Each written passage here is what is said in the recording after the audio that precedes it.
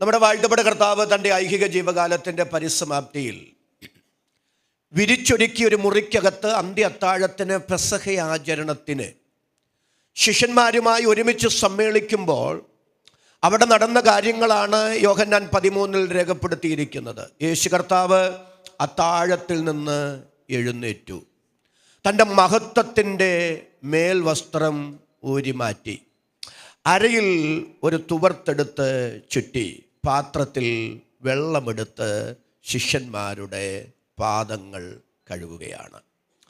ഓരോരുത്തരെ കഴുകി ചെല്ലുമ്പോൾ എല്ലാവരും കാല് നീട്ടി വെച്ച് കൊടുക്കുകയാണ്. പക്ഷേ അതിൻ്റെ അകത്തൊരല്പം മനസാക്ഷിയുള്ള ആള് പത്രോസാണെന്നാണ് എൻ്റെ പരിമിതമായൊരു ചിന്ത.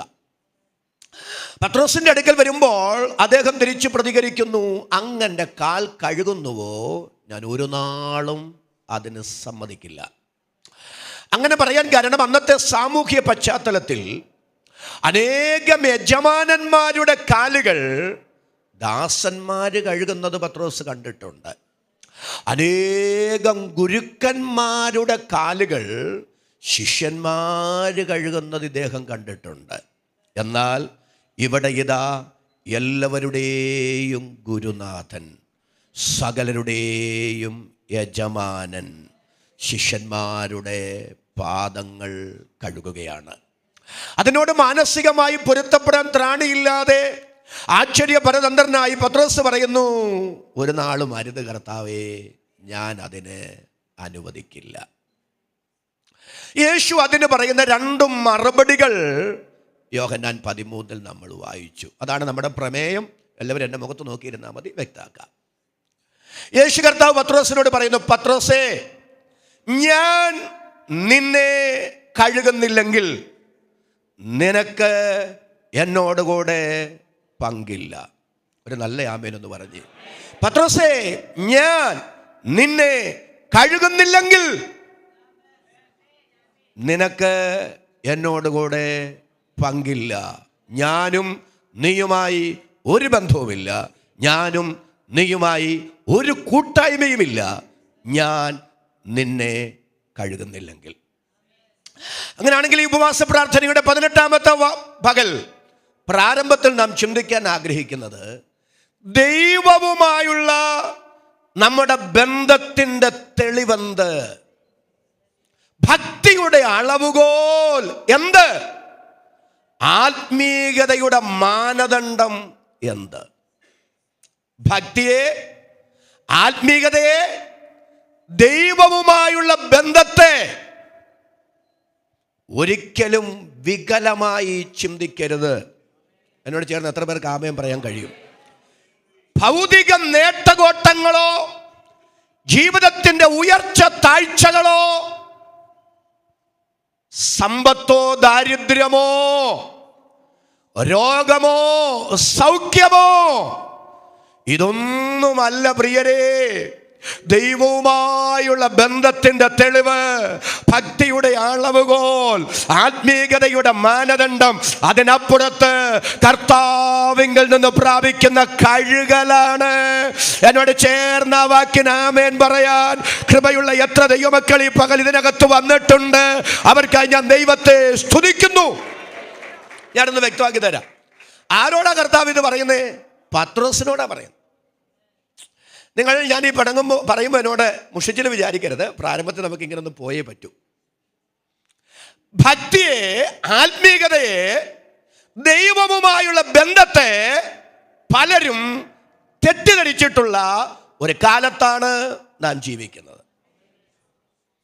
സമ്പത്തിൻ്റെ വർധനവ്, ഒരു പ്രശ്നവുമില്ലാതെ സുഗമമായി ജീവിക്കാൻ കഴിയുന്നത്, ജീവിതത്തിൽ ഉയർച്ചയിൽ നിന്നുയർച്ച, ഇതൊക്കെയാണ് പലരും ദൈവപ്രസാദത്തിൻ്റെ തെളിവായി ചിന്തിച്ചിട്ടുള്ളത്. പലരും ഭക്തിയെ, ആത്മീയതയെ ഈ നിലകളിലൊക്കെ തെറ്റിദ്ധരിച്ചിട്ടുണ്ട്.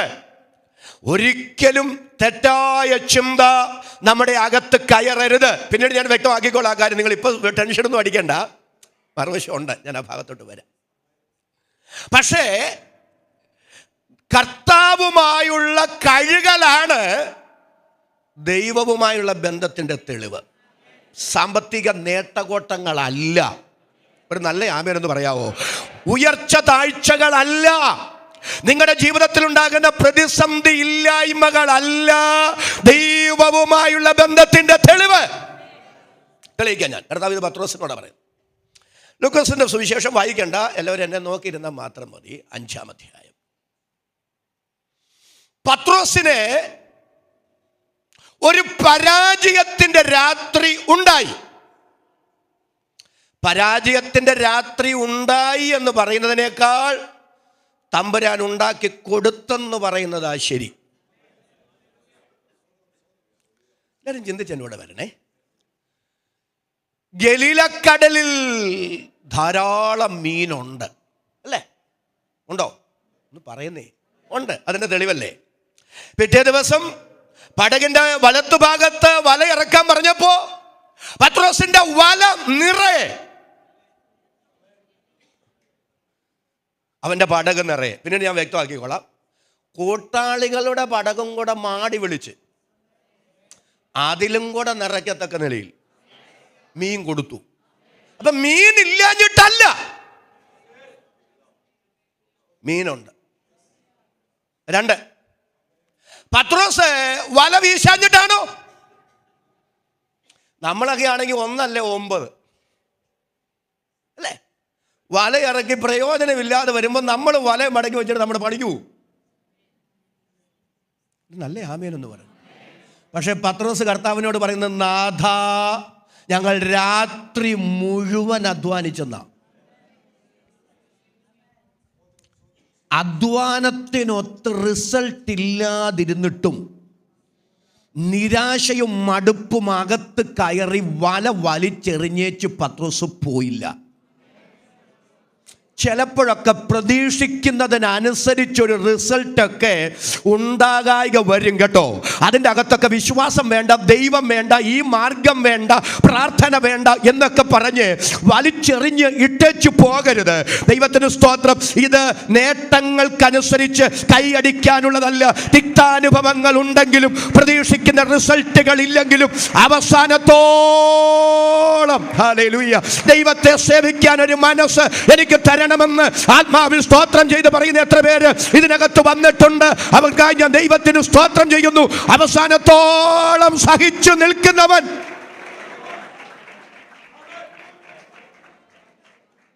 അപ്പൊ ഞാൻ പറഞ്ഞത്, പത്രോസ് അധ്വാനിക്കാഞ്ഞിട്ടല്ല, നന്നായി അധ്വാനിച്ചു. അടുത്തത്, പരിചയമില്ലാഞ്ഞിട്ടാണോ? നല്ല പരിചയ സമ്പത്തുള്ള ആളാ പത്രോസ്. കാരണം മത്സ്യബന്ധനമാണ് ഇദ്ദേഹത്തിൻ്റെ തൊഴിൽ. പക്ഷേ ഇവിടെ പരിശ്രമം പരാജയപ്പെട്ടു. ഇവിടെ പരിചയങ്ങൾ നിരർത്ഥകമായി. ഹല്ലേലൂയ. നന്നായി പരിശ്രമിച്ചിട്ടും ഒത്തിരി മാനുഷികമായി ചെയ്യാൻ കഴിയാവുന്നതെല്ലാം ചെയ്തിട്ടും എൻ്റെ ജീവിതത്തിൽ എന്തുകൊണ്ട് ഇങ്ങനെയൊക്കെ സംഭവിച്ചു എന്ന് ചിന്തിച്ചിരിക്കുന്ന ആരെങ്കിലും ഉണ്ടെങ്കിൽ ഉപവാസ പ്രാർത്ഥനയുടെ 18ാമത്തെ പകൽ ഞാൻ വിളിച്ചു പറയാം. ദൈവം അറിയാതെയും ദൈവം അനുവദിക്കാതെയും നമ്മുടെ ജീവിതത്തിൽ ഒന്നും സംഭവിക്കുന്നില്ല. ദൈവം അറിഞ്ഞും ദൈവം അനുവദിച്ചും നമ്മുടെ ജീവിതത്തിൽ സംഭവിക്കുന്ന എല്ലാറ്റിൻ്റെ പിറകിലും തിന്മയ്ക്കല്ല നന്മയ്ക്ക് ദൈവത്തിനൊരു പദ്ധതിയുണ്ടെന്ന് ഇന്ന് രാത്രി ഇന്ന് പകൽ തിരിച്ചറിഞ്ഞ് അധരം തുറന്ന് ദൈവത്തിന് സ്തോത്രം പറയാൻ എത്ര പേർക്ക് മനസ്സുണ്ട്? അവർക്കായി ഞാൻ ദൈവത്തെ സ്തുതിക്കുന്നു. പ്രിയപ്പെട്ടവരെ, ഞാൻ ഇങ്ങനെ പറയാം. പത്രോസിന്റെ ജീവിതത്തിൽ സംഭവിച്ച ആകസ്മികമായ പരാജയം, വിജയം മാത്രമാണ് നമ്മൾ പ്രതീക്ഷിക്കുന്നത്, അല്ലേ? ഒരു ആമേൻ എന്ന് പറഞ്ഞു. പക്ഷെ ചിലപ്പോഴൊക്കെ ചില പരാജയങ്ങൾ ജീവിതത്തിൽ ദൈവം അനുവദിക്കുന്നേ. എന്നോട് ചേർന്ന് അതിന് ചങ്കൂറ്റത്തോടെ ആമേൻ പറയാൻ കഴിയുമോ? എപ്പോഴും വിജയം മാത്രം പ്രതീക്ഷിക്കരുത്, എപ്പോഴും മുന്നേറ്റം മാത്രം പ്രതീക്ഷിക്കരുത്. ചിലപ്പോൾ ചില പരാജയങ്ങളുടെ കയ്പ് അനുവദിച്ചെന്ന് വരാം. ചിലപ്പോൾ ചില തകർച്ചകൾ, ചിലപ്പോൾ ചില വേദനകൾ, ചിലപ്പോൾ ചില സങ്കടങ്ങൾ, ചിലപ്പോൾ ചില ഒറ്റപ്പെടുത്തലുകൾ, ചിലപ്പോൾ ചില പരാജയങ്ങൾ ജീവിതത്തിൽ ദൈവം അനുവദിച്ചെന്ന് വരാം. പക്ഷെ ദൈവത്താൽ അനുവദനീയമായ ആ പരാജയങ്ങളിൽ, ആ തകർച്ചകളിൽ, ആ വേദനകളിൽ, ആ ഒറ്റപ്പെടുത്തപ്പെടലുകളിൽ, ആ പരാജയങ്ങളിൽ തിന്മയ്ക്കല്ല നന്മയ്ക്ക് ദൈവത്തിന്റെ പദ്ധതികൾ മറഞ്ഞിരിപ്പുണ്ട്. എന്നോട് ചേർന്ന് ആമേൻ പറയാൻ ഈ രാത്രി എത്ര പേർക്ക് ഈ പകൽ എത്ര പേർക്ക് മനസ്സുണ്ട്? അവരെ ഓർത്ത് ഞാൻ ദൈവത്തെ സ്തുതിക്കുന്നു. അപ്പോ പരിചയമുണ്ട്. ഒരു നല്ല ആമേൻ എന്ന് പറഞ്ഞേ. പരിശ്രമിക്കുകയും ചെയ്തു. പക്ഷെ ഒറ്റ മീൻ പോലും ആ വലക്കകത്ത് കയറാൻ ദൈവം അനുവദിച്ചില്ല. ഒന്നുകൂടെ പറയാം, മീനില്ലാഞ്ഞിട്ടല്ല, പരിശ്രമിക്കാഞ്ഞിട്ടല്ല, അനുഭവ സമ്പത്തില്ലാഞ്ഞിട്ടല്ല, പക്ഷെ എല്ലാം പരാജയപ്പെട്ടു. പരിശ്രമം പരാജയപ്പെട്ടു, പരിചയ സമ്പത്ത് വിഫലമായി, എല്ലാം ദൈവം വിലക്കി. ഒറ്റ മീൻ പോലും ആ വലക്കകത്ത് കയറാതെ ദൈവം വിലക്കി. ആ പരാജയത്തിൻ്റെ രാത്രി കഴിഞ്ഞ് പ്രഭാതത്തിൽ വല കഴുകിക്കൊണ്ടിരിക്കുമ്പോഴാണ് പത്രോസിനെ ലക്ഷ്യമാക്കി കർത്താവ് നടന്നടുത്തു വരുന്നത്. കർത്താവ് പത്രോസിനോട് ചോദിക്കുന്നു, പത്രോസ് നിന്റെ പടക് എനിക്കൊന്ന് തരാമോ? പത്രോസ് സന്തോഷത്തോടെ ആ പടക് വിട്ടുകൊടുത്തു.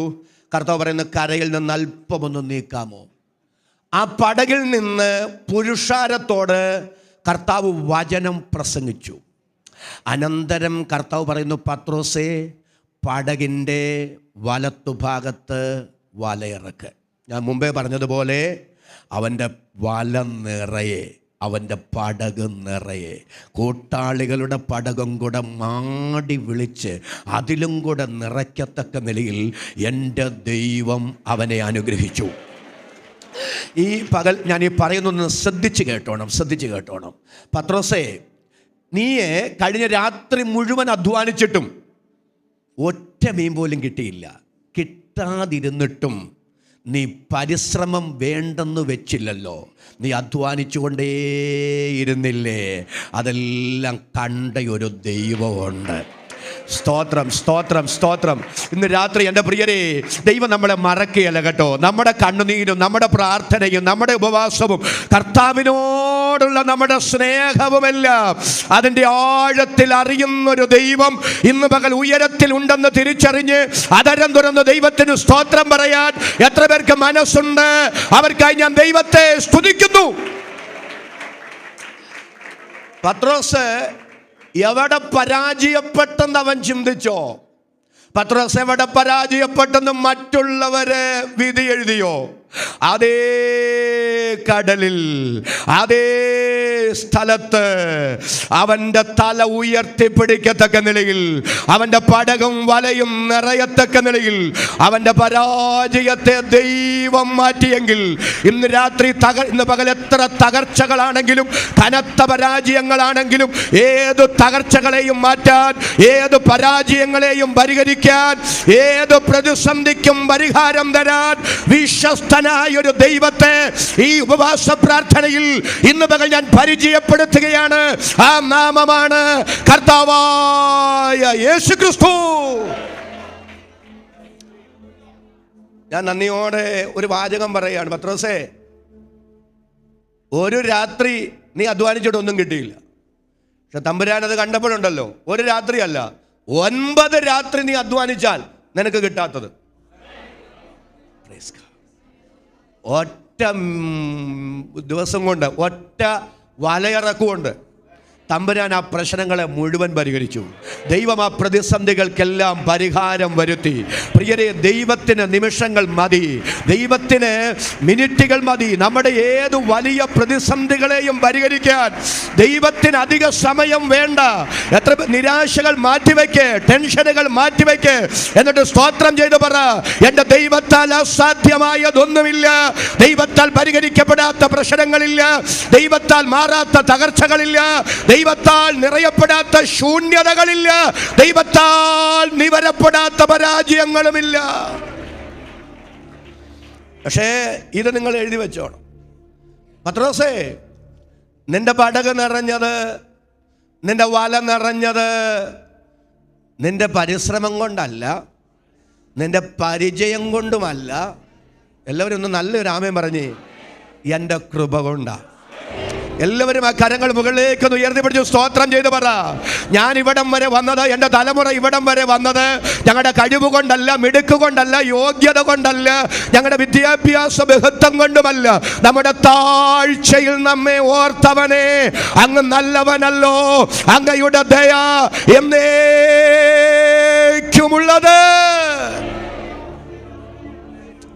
ഈ അവന്റെ കഴിവ് കൊണ്ടല്ല, ദൈവകൃപ കൊണ്ടാണ് ഈ നന്മയൊക്കെ ഉണ്ടായതെന്നുള്ള തിരിച്ചറിവുണ്ടാകുമ്പോഴാണ് സമർപ്പണം ഉണ്ടാകുന്നത്.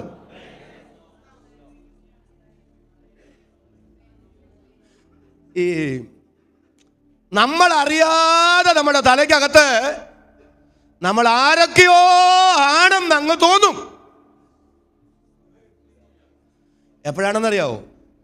അനുഭവിക്കുന്നതെല്ലാം ദൈവം തന്നതാണെന്നും നിൽക്കുന്നത് ദൈവകൃപ കൊണ്ട് മാത്രമാണെന്നുമുള്ള ബോധ്യം നമ്മിൽ നിന്ന് നഷ്ടപ്പെട്ടു പോയാൽ അറിയാതെ നമ്മുടെ തലയ്ക്കകത്ത് അഹങ്കാരം വരും.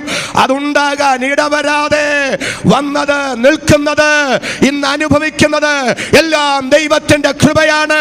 ദൈവകൃപയല്ലാതെ ഒന്നുമില്ലെന്ന് ഇന്ന് മകൾ സ്തോത്രം ചെയ്ത് മനസ്സോടെന്ന് പറയാൻ എത്ര പേർക്ക് എന്നോട് ചേർന്ന് ആ വാക്കിന് ആമേൻ പറയാൻ കഴിയും? ആ ബോധ്യമുള്ളവർ മാത്രം കരമുയർത്തി ഒരിക്കൽ കൂടി ദൈവത്തിന് നന്ദി പറയാം. അതെ, ആ ബോധ്യം പത്രോസിനെ ഒരു സമർപ്പണത്തിലേക്ക് നയിച്ചു. പത്രോസിന്റെ ആ വലയ്ക്കകത്ത്, പടകിനകത്തൊക്കെ മീൻ നിറഞ്ഞപ്പോഴേ ഞാനായിരുന്നു പത്രോസിന്റെ സ്ഥാനത്തെങ്കിൽ കർത്താവിനോട് പറഞ്ഞത്, കർത്താവേ നാളെ വരണേ. ഒരാമേനൊന്ന് പറ, നാളെ.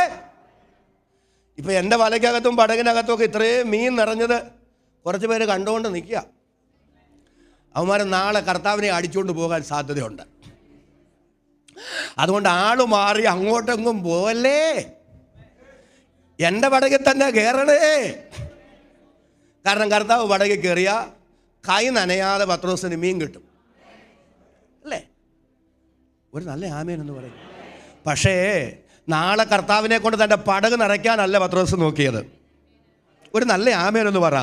9 രാത്രി അധ്വാനിച്ച കിട്ടാത്തത് കർത്താവ് ഉണ്ടെങ്കിൽ ഒറ്റ വല ഇറക്കുകൊണ്ട് കിട്ടും. അതുകൊണ്ട് കർത്താവിനെ കൊണ്ട് നാളെയും പടക് നിറയ്ക്കാനല്ല പത്രോസ് നോക്കിയത്, വല നിറയ്ക്കാനല്ല പത്രോസ് നോക്കിയത്.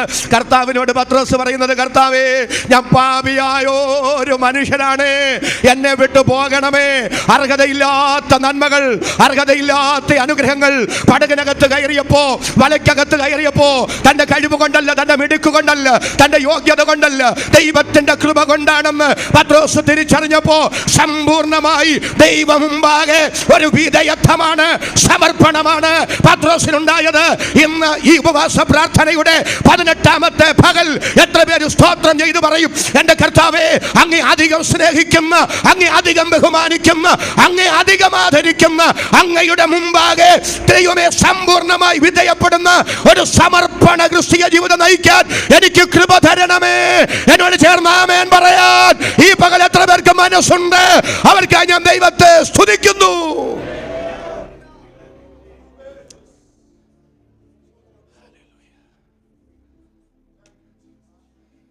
അയ്യോ, അതെന്തൊരു സമർപ്പണ! എന്നെ വിട്ടുപോ.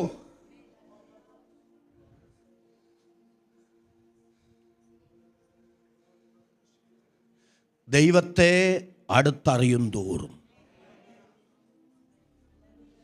ദൈവത്തെ രുചിച്ചറിയും തോറും, ദൈവത്തെ കൊണ്ട് എനിക്കെന്തും നേടാമെന്നല്ല. നിങ്ങളെല്ലാവരും എൻ്റെ കൂടെ ഒന്ന് വരണം. ഇന്നത്തെ ഭക്തിയെ നമ്മളൊന്ന് വിശകലനം ചെയ്യണം. ദൈവത്തെ ബഹുമാനിക്കുകയാണോ?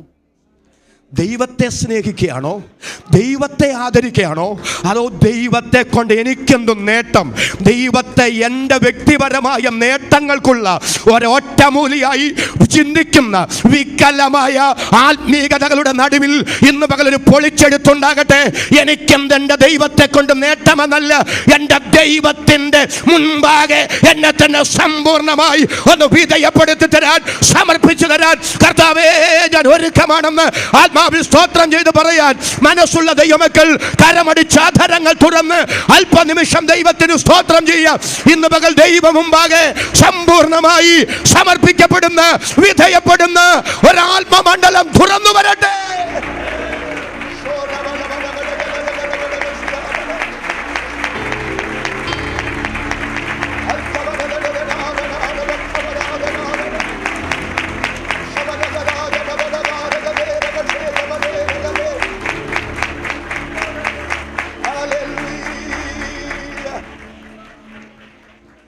ഇന്ന് പകലൊരു കാര്യം ഞാനെന്ന് ആത്മാവിൽ പറഞ്ഞിട്ട് അടുത്ത ഭാഗത്തേക്ക് വരാം.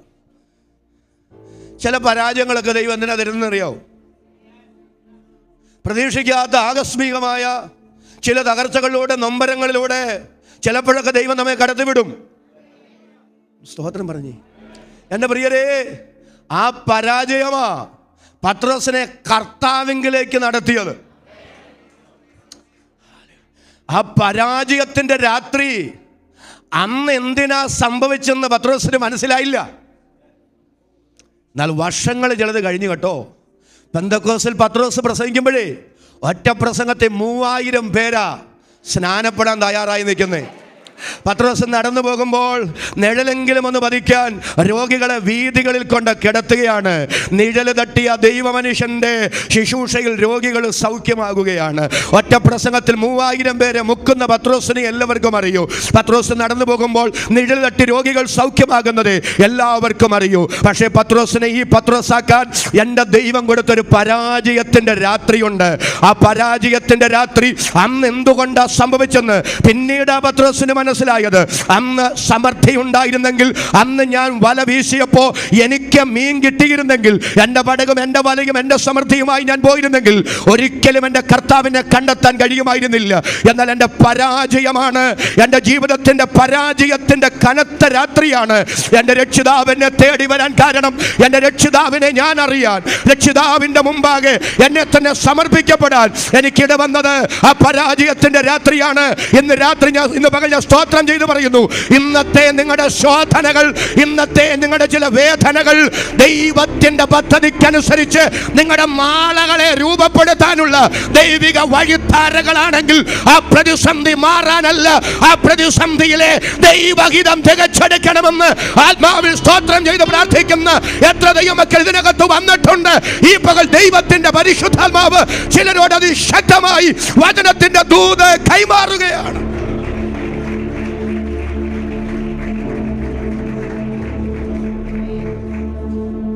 ഞാൻ പലപ്പോഴും പറയും, നമുക്ക് ഈ പരാജയങ്ങളൊന്നും താല്പര്യമില്ല. ഒരു ആമേനൊന്ന് പറ. ഇതൊക്കെ സങ്കടത്തോടാണ് നിങ്ങൾ കേൾക്കുന്നത്, അല്ല പ്രിയരെ? ഈ അപ്പൻ്റെ ഇളയ മകൻ, നമ്മൾ മുടിയൻ പുത്രൻ എന്ന് പേര് വിളിക്കുന്ന അപ്പൻ്റെ, നിങ്ങൾക്ക് തന്നെ പറയാനൊരു മടി. പക്ഷേ സത്യത്തിൽ നമ്മൾ ഒരു തെറ്റായ കണ്ണോടെ അവനെ കാണുന്നത്. പക്ഷെ ആ ഉപമ പഠിച്ചാൽ കർത്താവിൻ്റെ ഉപമയിലെ ശരിയായ നല്ല മനുഷ്യൻ അവനാ, അല്ലേ? മനസ്സിലായില്ല? ഒന്നുകൂടെ മനസ്സിലായി. കർത്താവിനെതിരെ ഒരു ആരോപണം അവർ ഉന്നയിച്ചു. ചുങ്കക്കാരോടും പാപികളോടൊക്കെ കൂടെ കർത്താവ് ഭക്ഷണത്തിന്, അതുകൊണ്ട് ഉൾക്കൊള്ളാൻ അവർക്ക് കഴിയുന്നു. അതിന് യേശു പറയുന്ന മറുപടി അല്ലേ ഉപമ? ആണോ? ഒരപ്പന് 2. അപ്പോൾ ഇളയവനെ അപ്പനോട് പറഞ്ഞു, എനിക്ക് തരാനുള്ളതൊക്കെ തന്നേരം. 2 പേർക്കും അപ്പം കൊടുത്തെന്ന അല്ലേ? ഇവനെ എല്ലാം വിറ്റുപെറുക്കി കിട്ടിയ കാശുമാ ദൂരദേശത്തേക്ക് പോയി. എല്ലാം അവൻ തീർത്തു.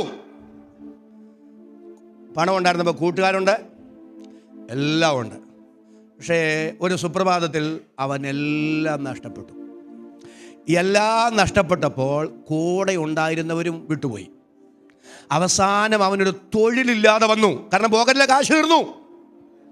തൊഴിൽ അന്വേഷിച്ച് നടന്നപ്പോഴാ യഹൂദന് ഒരിക്കലും ഉൾക്കൊള്ളാൻ കഴിയാത്ത പന്നികളെ മേയ്ക്കുന്ന, നിങ്ങളൊരു കാര്യം മനസ്സിലാക്കണം, അവൻ അവിടെ നിൽക്കുമ്പോൾ അവൻ്റെ യജമാനൻ ഒരു ക്രൂരനാണ്. എന്നെ അത്ഭുതപ്പെടുത്തിയ കാര്യം, പന്നി തിന്നുന്ന വാളവര പോലും ഇവന് കൊടുക്കുകയില്ല. നിങ്ങൾക്ക് മനസ്സിലായോ? ആ ക്രൂരനായ യജമാനൻ പന്നിക്ക് കൊടുക്കുന്ന വാളവര പോലും ഇവന് വിലക്കിയപ്പോഴാ ഇവന്റെ അപ്പൻ വേലക്കാരോട് എങ്ങനെ ഇടപെടുന്നെന്ന് ഇവന് ബോധ്യം ഉണ്ടായേ. ഇവൻ പറയുന്നൊരു വാദ്യമുണ്ടോ, എൻ്റെ ദൈവമേ, എൻ്റെ അപ്പനെ എൻ്റെ വീട്ടിൽ വേലക്കാർ തിന്നിട്ട് വേസ്റ്റാക്കുക, ഇവൻ എനിക്ക് വേസ്റ്റ് പോലും തിന്നാൻ തരികയില്ല. എപ്പോഴാണ് അവൻ്റെ കണ്ണ് തുറന്നേ? ഒരു നല്ല ആമയും പറ. എപ്പോഴാ ഇവൻ അപ്പനെ കുറിച്ചുള്ള ബോധ്യം വന്നേ? അപ്പൻ്റെ കരുതലും അപ്പൻ്റെ സ്നേഹവും, അപ്പൻ ആരാണെന്ന്, അപ്പൻ്റെ ഹൃദയം എന്താണെന്ന്, അപ്പൻ്റെ കരുണ എന്താണെന്ന്, അപ്പൻ്റെ സ്നേഹം എന്താണെന്ന്, എൻ്റെ അപ്പൻ ആരാണെന്ന് അവന് തിരിച്ചറിവുണ്ടായത് ആ പരാജയം ജീവിതത്തിൽ വന്നപ്പോഴല്ലേ, എല്ലാം വിലക്കപ്പെട്ടപ്പോഴല്ലേ, അവിടെ വെച്ചല്ലേ അവന് മനസ്സിലായത്. ഇന്ന് മകൾ പിറകോട്ട് ഇറങ്ങി തിരിഞ്ഞൊന്ന് ചിന്തിച്ച്, എവിടെയൊക്കെയോ ദൈവം തന്ന തകർച്ചകളല്ലേ, എവിടൊക്കെയോ ദൈവം തന്ന വേദനകളല്ലേ, എവിടൊക്കെയോ എന്തൊക്കെയോ ദൈവം വിലക്കിയത് കൊണ്ടല്ലേ ഇന്ന് പകൽ ഉപവാസത്തോടും പ്രാർത്ഥനയോടും ഈ കസാരയിൽ വന്നിരുന്ന് ദൈവത്തിന് സ്തോത്രം ചെയ്യാൻ ദൈവം അവസരം തന്നത്. പ്രിയരെ, ഇന്നലകളിൽ ദൈവം തന്ന ഏതൊക്കെയോ വേദനകൾ, ശോധനകൾ, നൊമ്പരങ്ങൾ, പരാജയങ്ങളാണ് ഈ ദൈവ കൃപയിലേക്ക് എന്നെ നടത്താൻ മുഖാന്തരമായത് എന്ന് തിരിച്ചറിഞ്ഞു സ്തോത്രം പറയാൻ എത്ര പേർക്ക് മനസ്സുണ്ട്? എന്റെ മാന്യ സഹോദരങ്ങളെ, ചില പ്രശ്നങ്ങൾ പരിഹരിക്കപ്പെടുന്നതിന് മുമ്പ് നമ്മെ ഒന്ന് പണിയാനാ ദൈവപദ്ധതി എങ്കിൽ, നമ്മെ ഒന്ന് യഥാസ്ഥാനപ്പെടുത്താനാ ദൈവ പദ്ധതി എങ്കിൽ, നമ്മെ ഒരു സമ്പൂർണ്ണ സമർപ്പണത്തിലേക്ക് നയിക്കാനാ ദൈവഹിതമെങ്കിൽ, ഇന്ന് പകൽ സ്തോത്രം ചെയ്ത ദൈവത്തോട് പറയാമോ, ദൈവമേ, എൻ്റെ പ്രതിസന്ധികൾ അനുവദിച്ചതിൻ്റെ പിന്നിൽ എൻ്റെ സമർപ്പണമാണ്. അങ്ങയെ അധികം സ്നേഹിക്കാനാണ്, അങ്ങയുടെ പദ്ധതിക്കായി എന്നെ ഒരുക്കാനാണെങ്കിൽ അതിന്ന് പകൽ ഉപവാസ പ്രാർത്ഥനയിൽ ചെയ്തെടുക്കണമേ. അതിനായി എന്നെ സമർപ്പിക്കുന്നു എന്ന് ആത്മാവിൽ സ്തോത്രം ചെയ്ത് പറയാൻ മനസ്സുള്ള ദൈവമക്കൾ, ഞാൻ പറയാതെ തന്നെ കരമടിച്ച് അല്പനിമിഷം ആത്മാവിൽ ദൈവത്തിന് സ്തോത്രം ചെയ്യാം. യേശുവിന്റെ അധികാരമുള്ള നാമത്തിൽ ദൈവത്തിന് നമ്മെ കുറിച്ചുള്ള ഹിതത്തിലേക്ക് ദൈവത്തിന്റെ പരിശുദ്ധാത്മാവ് ഈ ദിവസങ്ങളിൽ നമ്മെ കൊണ്ടെത്തിക്കട്ടെ. കരുണയുള്ള ദൈവം അതിനായി നമ്മെ സഹായിക്കട്ടെ.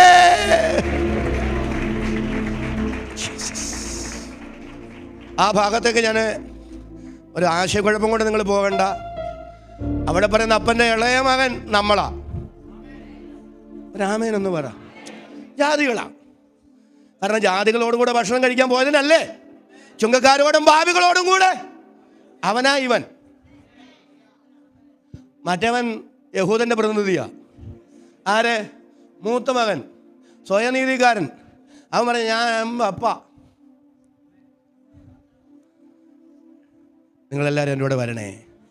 ചില പരാജയങ്ങൾ, ചില വേദനകൾ, ചില നൊമ്പരങ്ങൾ, ചില സങ്കടങ്ങൾ, ചില തകർച്ചകൾ, ചില ബന്ധങ്ങളൊക്കെ നമ്മെ വിട്ട് അകന്നു പോകുന്നതിൻ്റെ ഒക്കെ പിറകിൽ, മനുഷ്യർ സ്വാർത്ഥതയോടെ ഇടപെടുന്നതിൻ്റെ പിന്നിൽ, ക്രൂരമായി ഇടപെടുന്നതിൻ്റെ മുമ്പിൽ, ചില തിക്താനുഭവങ്ങളുടെ പിറകിൽ, തിന്മയ്ക്കല്ല നന്മയ്ക്ക് എൻ്റെ ദൈവത്തിനൊരു പദ്ധതി ഉണ്ടെങ്കിൽ, തൻ്റെ ഹിതത്തിന്, തൻ്റെ പദ്ധതിക്ക്, തൻ്റെ നിയോഗത്തിന് നമ്മെ ഒരുക്കാനും നമ്മെ മുന്നോട്ട് നയിക്കാനും നമ്മെ ചലിപ്പിക്കാനുമുള്ള ദൈവഹിതമാണെങ്കിൽ ഇന്ന് പകൽ ആ ദൈവഹിതത്തിന് വിധേയപ്പെട്ടു കൊടുക്ക്. ഞാൻ നിങ്ങളെക്കുറിച്ച് നിരൂപിക്കുന്ന നിരൂപണങ്ങൾ ഇന്നവയെന്ന് ഞാൻ അറിയുന്നു.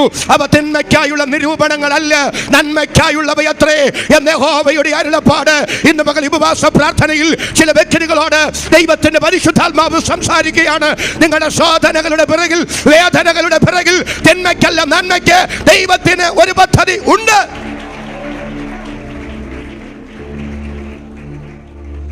വിഷയത്തിലേക്ക് നമുക്ക് മടങ്ങി വരണ്ടേ.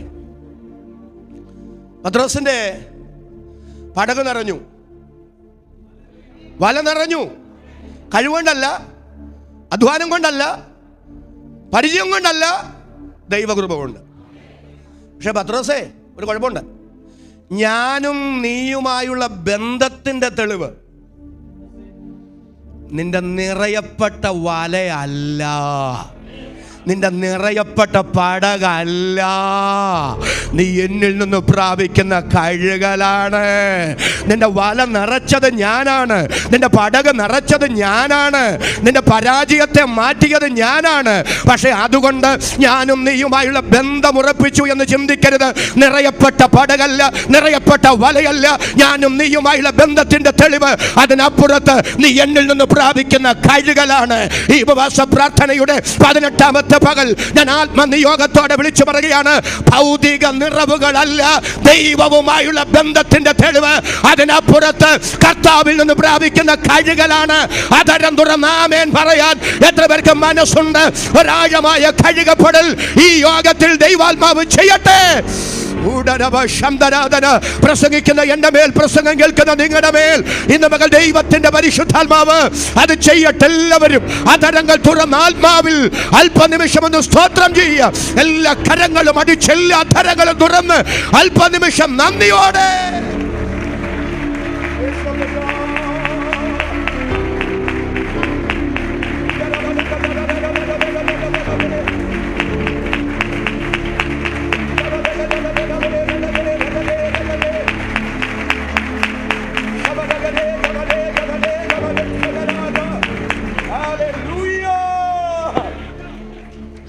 മറ്റൊരു ഉദാഹരണം കൂടെ ഞാൻ പറയാം.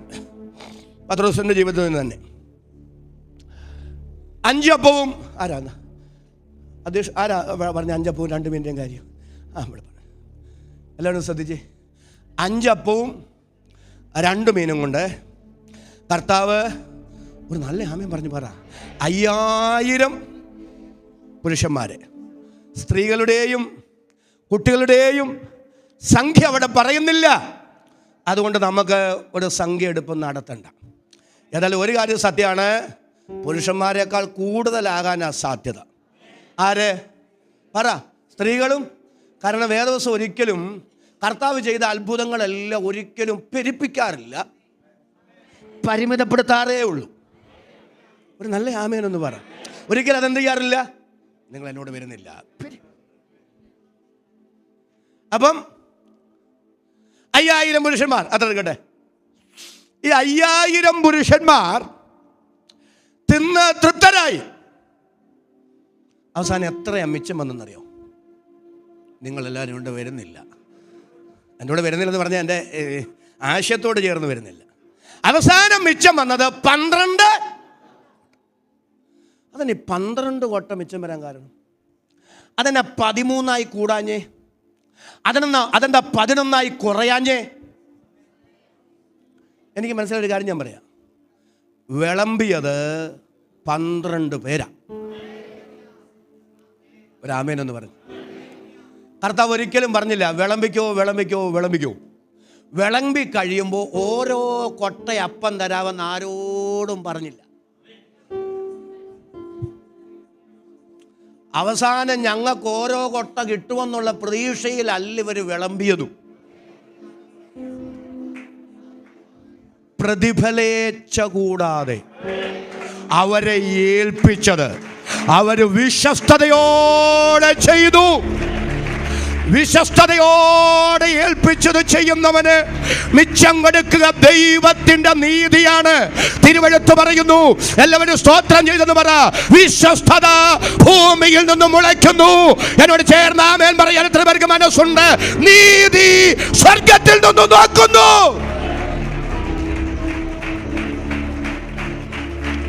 പ്രിയരേ, കൂലി കർത്താവിന്റെ കയ്യിലുണ്ട് കേട്ടോ. പ്രതിഫലം അദ്ദേഹത്തിന്റെ പക്കലുണ്ട് കേട്ടോ. ഹല്ലേലൂയ. ദൈവം വിശ്വസ്തൻ. എത്ര പേര് അതരം തുറന്ന് സ്തോത്രം ചെയ്ത് പറയും, എന്റെ ദൈവം വിശ്വസ്തൻ, വിശ്വസ്തൻ, വിശ്വസ്തൻ. തെറ്റിദ്ധരിക്കരുത്. ഇതൊന്നും കിട്ടാനല്ല വിളമ്പിയത്. പക്ഷേ ദൈവം വിശ്വസ്തൻ. നമ്മുടെ മനോഭാവം ദൈവം നോക്കും. എല്ലാവരും നല്ല ആമേൻ പറഞ്ഞേ. അന്തർഭാഗത്തിലെ സത്യമല്ലോ നീ ഇച്ഛിക്കുന്നത്, അന്തരംഗത്തിൽ എന്നെ ഞാൻ അനുഗ്രഹിപ്പിക്കണമേ. ദൈവം ഹൃദയങ്ങളെയും ഉൾപ്പൂവുകളെയും ആരായുന്ന ദൈവമാണ്. നമ്മുടെ നിരൂപണങ്ങളെ ദൂരത്തു നിന്ന് പോലും ഗ്രഹിക്കുന്ന മഹാദൈവത്തെയാണ് സ്തോത്രം ചെയ്ത് ആരാധിക്കുന്നതെങ്കിൽ, കൃപ ലഭിച്ച ദൈവമക്കളെ, എന്തിനു നിരാശ, എന്തിനു വേദന, അതരം തുറന്ന് സ്തോത്രം ചെയ്ത് പറ. എന്നെ ഉള്ളതുള്ളതുപോലെ അറിയുന്ന, എൻ്റെ ഹൃദയത്തിന്റെ പരമാർത്ഥത അറിയുന്ന, എൻ്റെ ഹൃദയത്തിന്റെ നിഷ്കളങ്കത അറിയുന്ന ഒരു ദൈവം ഉയരത്തിൽ ജീവിക്കുന്നു. വിശ്വസ്തത എന്നോട് ചേർന്ന് പറയണം. വിശ്വസ്തത ഭൂമിയിൽ നിന്ന് മുളയ്ക്കുന്നു, നീതി സ്വർഗത്തിൽ നിന്ന്. ചേർന്ന് ചേർന്ന് നോക്കാം. അബ്രഹാം തന്റെ മകനായ ഇസ്ഹാക്കിന് ഒരു വധുവിനെ അന്വേഷിക്കാൻ എലയാസറിനെ പറഞ്ഞു വിടുക, അല്ലേ? ആണോ? 16 അബ്രഹാമിൻ്റെ ദാസൻ പോകുമ്പോൾ ഭയങ്കര ടെൻഷനുണ്ട്. കാരണം ഒരു വലിയ ഉത്തരവാദിത്വമാണ്. മാനുഷികമായി ഇതെങ്ങനെ ചെയ്യുമെന്ന് ഒരെത്തും പിടിയില്ല. ആ പട്ടണത്തിലേക്ക് പ്രവേശിക്കുമ്പോൾ അവിടെ ഒരു കിണറുണ്ട്. ആ കിണറിൻ്റെ അരികിൽ നിന്നുകൊണ്ട് എലയാസർ ഒരൊറ്റ പ്രാർത്ഥന, ദൈവമേ, ഈ പട്ടണത്തിലെ കന്യകമാരെല്ലാം വെള്ളം കോരാൻ വരുന്ന സമയമാണ്. ആ സമയത്ത് ഞാനൊരു പെൺകുട്ടിയോട് ചോദിക്കും, എനിക്കൊരല്പം വെള്ളം കുടിക്കാൻ തരാമോ? ഉടനെ അവൾ പറയാന്നിരിക്കട്ടെ, താങ്കൾക്കും മാത്രമല്ല, താങ്കളുടെ ഒട്ടകങ്ങൾക്കും കൂടെ കോരിത്തരാം എന്ന് പറഞ്ഞാൽ അവളായിരിക്കട്ടെ എൻ്റെ യജമാനൻ അബ്രഹാമിൻ്റെ മകൻ ഇസഹാക്കിൻ്റെ ഭാവി വധു. എന്നെ ത്രസിപ്പിച്ചൊരു പദം അവിടെ ഉണ്ടാവും, ഉടനെ റിബേക്ക. ഒരു നല്ല ആമേൻ എന്ന് പറഞ്ഞു. എന്താ? ഉടനെ റിബേക്ക. എലയാസർ ഇത് പ്രാർത്ഥിച്ചു തീരുകയും പ്രാർത്ഥനയുടെ മറുപടിയെ ദൈവം മുമ്പിൽ കൊണ്ടുവന്ന് കൊടുക്കുകയും. ചില വിഷയങ്ങൾക്കുണ്ടല്ലോ, നമ്മൾ ആമേൻ പറയുന്നതിന് മുമ്പ് മറുപടി കൊണ്ടുതരാൻ എൻ്റെ ദൈവം വിശ്വസ്തനാണ്. എത്ര പേർക്ക് സ്തോത്രം ചെയ്യാൻ കഴിയും? ആത്മനിയോഗത്തോടെ ദൈവഹിതത്തിനനുസരിച്ച് ചലിച്ചാൽ നമ്മുടെ പ്രാർത്ഥനാ വിഷയങ്ങളെ നമ്മൾ പ്രതീക്ഷിക്കുന്നതിനേക്കാൾ വേഗതയിൽ, നാം ചിന്തിക്കുന്നതിനേക്കാൾ ശീഘ്രഗതിയിൽ നമ്മുടെ മുമ്പിൽ കൊണ്ടുവന്നു തരാൻ ദൈവം വിശ്വസ്തനാണ്. ഉടനെ റിബേക്ക. ഇന്ന് പകൽ ദൈവാത്മാവിൽ ഞാൻ വിളിച്ചു പറയുന്നു, ചില കാര്യങ്ങൾ അധികം നീളില്ല. ഉടനെ അടിയന്തരമായി ദൈവം ചെയ്യേണ്ട ചില മേഖലകളിൽ ഇന്ന് പകൽ ചില ദൈവപ്രവൃത്തി വെളിപ്പെടുമെന്ന് ദൈവാത്മാവ് അതിശക്തമായി ചിലരോട് ദൈവാലോചന ഇന്ന് പകൽ വിളിച്ചു പറയുകയാണ്. ഓ ശഖമലധനാധനാധന, നിങ്ങളുടെ ചില പ്രാർത്ഥനാ വിഷയങ്ങളെ ചിന്തിക്കുന്നതിനേക്കാൾ വേഗതയിൽ, പ്രതീക്ഷിക്കുന്നതിനേക്കാൾ ശീഘ്രഗതിയിൽ മുമ്പിൽ കൊണ്ടുവന്നു തരുന്ന ഒരു ദൈവമഹത്വമുണ്ടെന്ന് ദൈവാത്മാവ് അതിശക്തമായി ഇന്ന് പകൽ ഇടപെടുകയാ.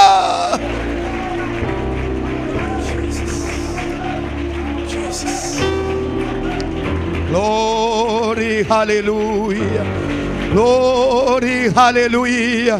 ഹൃദയം നുറുങ്ങി, മനസ്സ് തകർന്ന് എന്ത് ചെയ്യണമെന്നറിയാൻ കഴിയാതെ, മാനുഷികമായ അസാധ്യതകളുടെ നടുവിൽ, മാനുഷികമായ പരിമിതികളുടെ നടുവിൽ എത്തും പിടിയുമില്ലാതെ ഈ വിഷയം എങ്ങനെ ഞാൻ കൈകാര്യം ചെയ്യും എന്നോർത്ത് വ്യാകുലപ്പെടുന്ന ചിലരോട് ഇന്ന് പകൽ ദൈവാത്മ വചനത്തിലൂടെ അതിശക്തമായ ദൈവാലോചന കൈമാറുകയാണ്.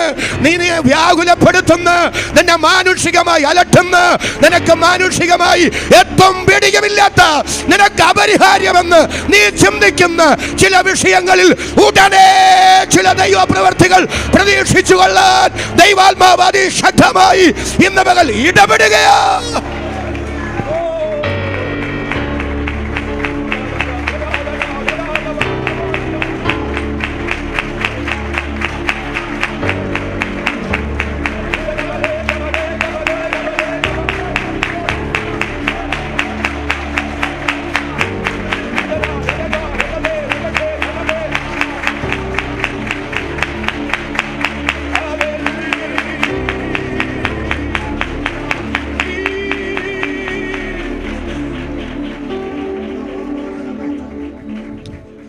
എഴുതി വെച്ചോ, ഞാൻ ഈ പറയുന്ന ദൂത് ഇത് യഹോവയാൽ സംഭവിച്ചു. മനുഷ്യരുടെ ദൃഷ്ടിയിൽ. എല്ലാവരും ഒന്ന് സ്തോത്രം ചെയ്ത് പറയാമോ? ഇത് യഹോവയാൽ സംഭവിച്ചു, മനുഷ്യരുടെ ദൃഷ്ടിയിൽ ആശ്ചര്യവുമായിരിക്കുന്നു എന്ന് തുള്ളിച്ചാടി സ്തോത്രം ചെയ്ത് പറയത്തക്ക നിലയിൽ ചില ദൈവപ്രവർത്തികൾ വെളിപ്പെടും കേട്ടോ. ഉടനെ എലിയാസർ ഇങ്ങനെ പറഞ്ഞു തീർന്ന ഉടനെ ദൈവപ്രവൃത്തി വെളിപ്പെട്ടു വന്നതുപോലെ നമ്മുടെ ചില പ്രാർത്ഥനാ വിഷയങ്ങളിൽ ദൈവപ്രവൃത്തി ഉടൻ വെളിപ്പെട്ടു വരുമെന്ന് ഇന്ന് പകൽ ദൈവാത്മാവ് ചിലർക്ക് ഉറപ്പു തരുന്നു. എന്നോട് ചേർന്ന് ആമേൻ പറയാൻ എത്ര പേർക്ക് ആത്മാവിൽ നിയോഗമുണ്ട്? അവർക്കായി ഞാൻ ദൈവത്തെ സ്തുതിക്കുന്നു.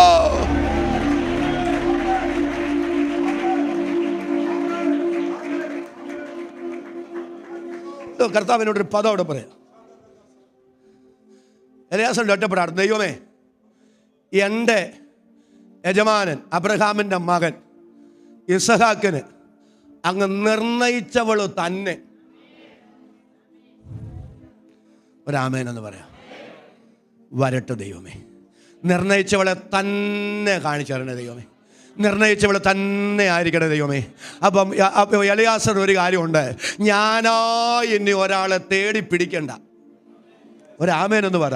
ദൈവമായി നിർണയിച്ച ആളെ തമ്പുരാൻ കൂട്ടിക്കൊണ്ട് വരും, ദൈവം മുമ്പിൽ കൊണ്ടുവന്ന് തരും. ഇന്ന് പകൽ സ്തോത്രം ചെയ്തെന്ന് പറ.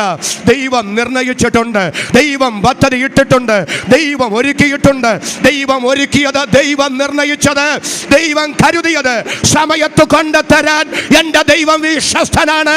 എൻ്റെ യജമാനനായ അബ്രഹാമിന്റെ മകൻ ഇസ്ഹാക്കിന് അങ്ങ് നിർണയിച്ചവൾ. ഇന്ന് പകൽ സ്തോത്രം ചെയ്ത് പറ. എൻ്റെ തലമുറയ്ക്ക് വേണ്ടി ദൈവം ഒരുക്കിയത്, എനിക്ക് വേണ്ടി ദൈവം ഒരുക്കിയത്, എൻ്റെ ദൈവം എൻ്റെ മിനിസ്ട്രിക്ക് വേണ്ടി നിർണയിച്ചിട്ടുള്ളത്, എൻ്റെ തലമുറയ്ക്ക് വേണ്ടി നിർണയിച്ചിട്ടുള്ളത് സമയത്തിന്റെ മുമ്പിൽ കൊണ്ടുവന്നു തരാൻ വിശ്വസ്തനായ ദൈവമാണ്. ഇന്ന് പകൽ ദൈവത്തിന്റെ പരിശുദ്ധാത്മാവ് അതിശക്തമായി ചിലരോട് ഇടപെടുകയാണ്. ഓ ഇതെന്നോടുള്ള ദൈവ ശബ്ദമാണെന്ന് പരിശുദ്ധാത്മാവ് വ്യക്തിപരമായി നിങ്ങൾക്ക് ഉറപ്പ് തരുന്നെങ്കിൽ, ആ ഉറപ്പുള്ള ദൈവമക്കൾ സങ്കടം മറന്ന് അധരം തുറന്ന് ദൈവത്തിന് സ്തോത്രം ചെയ്ത് കർത്താവിന് മഹത്വം കരേറ്റുക.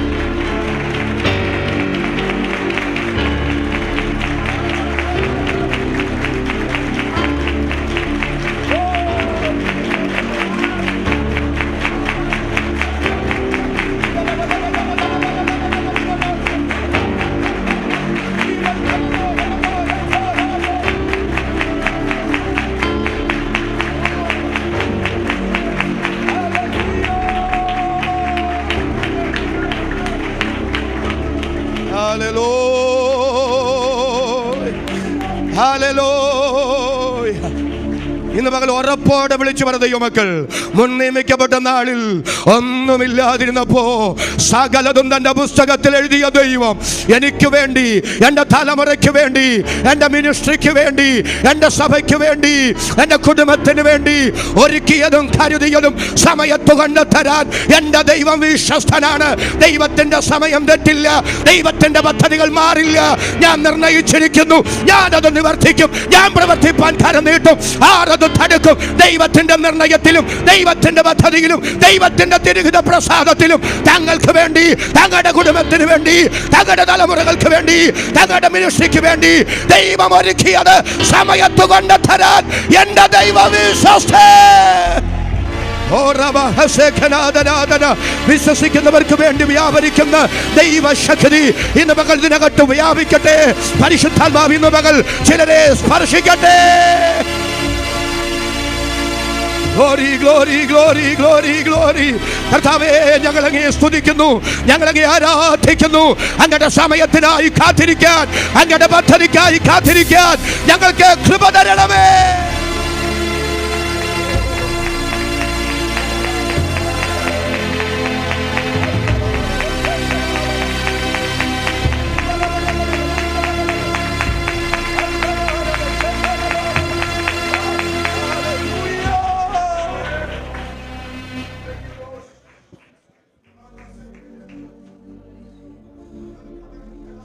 ഉടനെ ഒരാമയും പറഞ്ഞേ, ഉടനെ റിബേക്ക ദൈവം നിർണയിച്ചതും ദൈവം കരുതിയതും ദൈവത്താൽ ഒരുക്കപ്പെട്ടതും സമയത്ത് മുൻപിൽ വരും, സമയത്ത് വെളിപ്പെട്ടു വരും. അതരം തുറന്ന് എത്ര പേർക്ക് ഇന്ന് മകൾ സ്തോത്രം ചെയ്ത് പറയാൻ കഴിയും? ദൈവത്താൽ കരുതപ്പെട്ടതും ദൈവത്താൽ ഒരുക്കപ്പെട്ടതും ദൈവത്താൽ നിർണയിക്കപ്പെട്ടതുമായത് സമയത്ത് ദൈവം കൊണ്ടുതരാൻ വിശ്വസ്തൻ, വിശ്വസ്തൻ, വിശ്വസ്തൻ. എത്ര പേർക്ക് എന്നോട് ചേർന്ന് ആധാരം തുറന്ന് ഇന്ന് മകൾ സ്തോത്രം ചെയ്യാൻ കഴിയും? ചിലരോട് ദൈവാത്മാവ് അതിശക്തമായി ഇന്ന് മകൾ ഇടപെടുകയാണ്. ദൈവം വിശ്വസ്തൻ. ദൈവം കരുതിയതും ദൈവം ഒരുക്കിയതും ദൈവം നിർണയിച്ചിട്ടുള്ളതും സമയത്ത് വെളിപ്പെട്ടു വരൂ.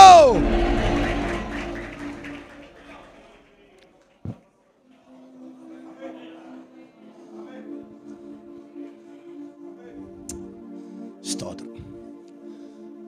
റിബേക്ക ഇതൊന്നും അറിയുന്നില്ല. പ്ലീസ്, റിബേക്ക ഇതൊന്നും, എലയാസറും ദൈവവും തമ്മിൽ സംസാരിച്ചതൊന്നും.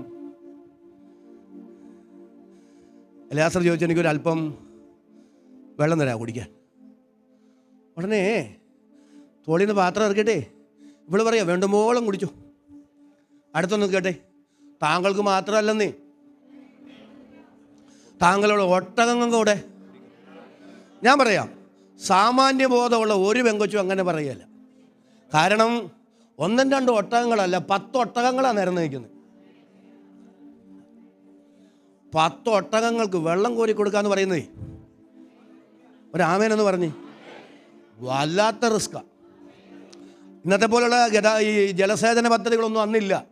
നമ്മൾ വായിക്കുന്ന റിബേക്ക കിണറ്റിലിറങ്ങി അല്ലേ, പടവുകൾ ചവിട്ടി ഇറങ്ങി വെള്ളം കോരി കയറി. അപ്പം പടവുകൾ ചവിട്ടി വേണം കിണറ്റിൽ വെള്ളം കോരണം, പടവുകൾ ചവിട്ടി കയറണം. ഇവൾ ഓടുന്നു, ഇവൾ ഇറങ്ങുന്നു, ഇവൾ കോരുന്നു, ഇവൾ കയറുന്നു, ഇവൾ ഒഴിക്കുന്നു, വീണ്ടും ഓടുന്നു. ചുരുക്കി പറഞ്ഞാൽ ഈ പെങ്കൊച്ച് പമ്പരം കറങ്ങുന്ന പോലെ കറങ്ങുക. 1-2 ഒട്ടകങ്ങളാണോ? ഒരു നല്ല ആമേനെന്ന് പറഞ്ഞു. ഇത് ഓടുന്നു, ഇറങ്ങുന്നു, കോരുന്നു, വരുന്നു, വേർക്കുന്നു. ഈ നാട്ടുകാർ ദൂരെ മാറി എന്ന് പറയാൻ സാധ്യതയുള്ള കമൻസ്, നിനക്ക് ഇതിൻ്റെ വല്ല കാര്യമുണ്ടോ? ഒരു നല്ല ആമയും പറ.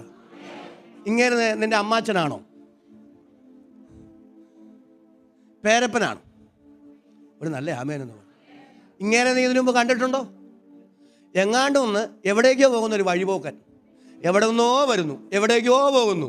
അങ്ങേരൽപ്പം വെള്ളം കുടിക്കാൻ ചോദിച്ചപ്പോൾ നീ മര്യാദയ്ക്ക് അങ്ങേർക്ക് വെള്ളം കൊടുത്ത് വിട്ടാൽ പോരെ? നീ റിസ്ക് ഏറ്റെടുക്കേണ്ട വല്ല കാര്യമുണ്ടോ?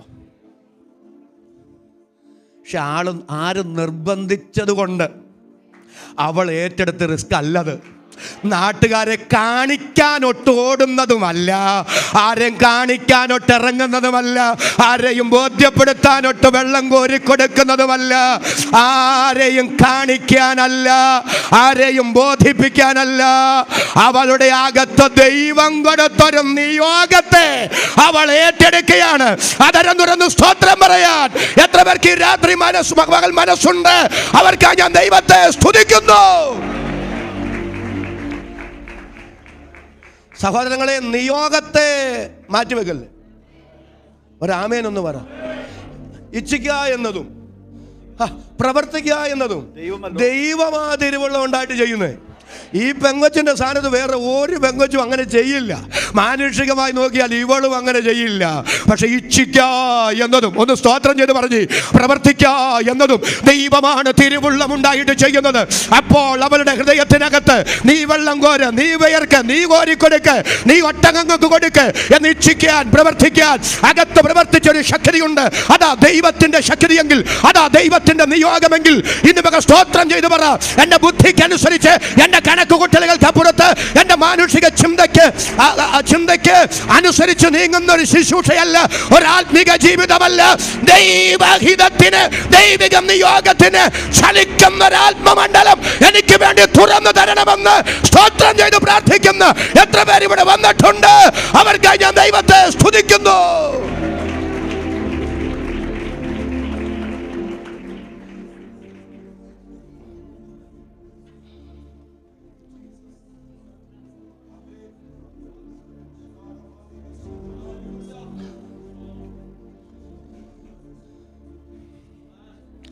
പക്ഷെ ഈ എലയാസർ ഇവൾ ഓടുമ്പോൾ, ഇവൾ വിയർക്കുമ്പോൾ, ഇവൾ കോരുമ്പോൾ മനസ്സിൽ മാറി നിന്ന് പറയുന്നൊരു ചിന്തയുണ്ട്. എൻ്റെ ഭാവനയാണേ. കുഞ്ഞെ, നീ വെറുതെ ഓടുന്നതല്ല. ഒരാമേനെന്ന് പറയും. നീ വെറുതെ ഓടുന്നത്, നീ വെറുതെ ഇറങ്ങുന്നത്, നീ വെറുതെ കോരുന്നത്, നീ വെറുതെ വിയർക്കുന്നത്. നിന്റെ മൂക്കിനിടാൻ അരശേക്കൽ പൊന്മൂക്കൂത്തി എൻ്റെ കയ്യിലുണ്ട്. നിന്റെ കൈക്കിടാൻ ഒരു നല്ല ആമേൻ പറഞ്ഞു. 10 ശേക്കൽ പൊൻവള എൻ്റെ കയ്യിലുണ്ട്. ഇന്ന് ഞങ്ങളെങ്ങാനും പറഞ്ഞെങ്കിൽ ആദ്യം ഈ മൂക്കൂത്തി കാണിച്ചേനെ. ഒരാമേനെന്ന് പറ. കിണറ്റിൻ്റെ കരയിൽ ചെന്നിട്ട് പറ. പൊൻവള ഉയർത്തി കാണിക്കും, മൂക്കൂത്തി ഉയർത്തി കാണിക്കും. എന്നിട്ട് പറയും, എനിക്കും ഒട്ടകങ്ങൾക്കും വെള്ളം കോരിത്തരാൻ ആര് മുന്നോട്ട് വരുന്നു? ഒരാമേൻ പറഞ്ഞെന്ന് പറയും. അവർക്കുള്ളതാണ് പൊൻവള, അവർക്കുള്ളതാണ് പൊൻമൂക്കൂത്തി. അങ്ങനെങ്ങാനും എലയാസർ വിളംബരം ചെയ്തിരുന്നെങ്കിൽ അവിടെ കൂട്ടയെ അടി വേണം നേരെ. കാരണം നീ കോരണ്ട, ഞാൻ കോരിക്കോളാം. നീ ഇറങ്ങണ്ട, ഞാൻ ഇറങ്ങിക്കോളാം. ആ ഓടുന്നതും ആ ഇറങ്ങുന്നതും ആ കോരുന്നതും എലയാസറിനോടും ഒട്ടങ്ങളോടുള്ള കരുതൽ കൊണ്ടല്ല, മൂക്കൂത്തി കണ്ണു മഞ്ഞളിച്ചിട്ടാ. ഒരു നല്ല ആമേൻ പറ. പൊൻവളകയോടുള്ള ആവല് കൊണ്ട്, ആവേശം കൊണ്ടാണ്, അത് കരഗതമാക്കാനുള്ള തത്രപ്പാടാണ് ആ അധ്വാനത്തിൻ്റെ പിറകിൽ. എന്നാൽ എലയാസറിൻ മൂക്കൂത്തി അവൾ കണ്ടില്ല കേട്ടോ. മൂക്കൂത്തി അവളെ കാണിച്ചില്ല. പൊൻവള അവൾ കണ്ടില്ല. പൊൻവളയുടെ ഓഫർ എലയാസറിട്ട് ചെയ്തുമില്ല. ഒന്നുകൂടെ പറയാം, മൂക്കൂത്തി കിട്ടാനല്ല, പൊൻവള കിട്ടാനല്ല അവൾ ഇറങ്ങിയത്, അവൾ കോരിയത്, അവൾ കയറിയത്, അവൾ വയർത്തത്. അവൾ ആത്മാർത്ഥമായിട്ടാണ്, സത്യസന്ധമായിട്ടാണ് അത് ചെയ്തത്. എത്ര പേർക്ക് അതരം തുറന്ന് ഇന്ന് മകൾ ദൈവത്തിന് സ്തോത്രം ചെയ്യാൻ കഴിയും? ഒന്നുകൂടെ ഞാൻ ആവർത്തിച്ച് പറയുന്നു, വിശ്വസ്തത ഭൂമിയിൽ നിന്ന് മുളയ്ക്കുന്നു, നീതി സ്വർഗത്തിൽ നിന്ന് നോക്കുന്നു. കരമടിച്ച് സ്തോത്രം പറയാൻ ആവേശമുള്ള ദൈവമക്കൾ അല്പനിമിഷം കരമടിച്ച് ദൈവത്തിന് നന്ദിയോടെ സ്തോത്രം ചെയ്യാൻ.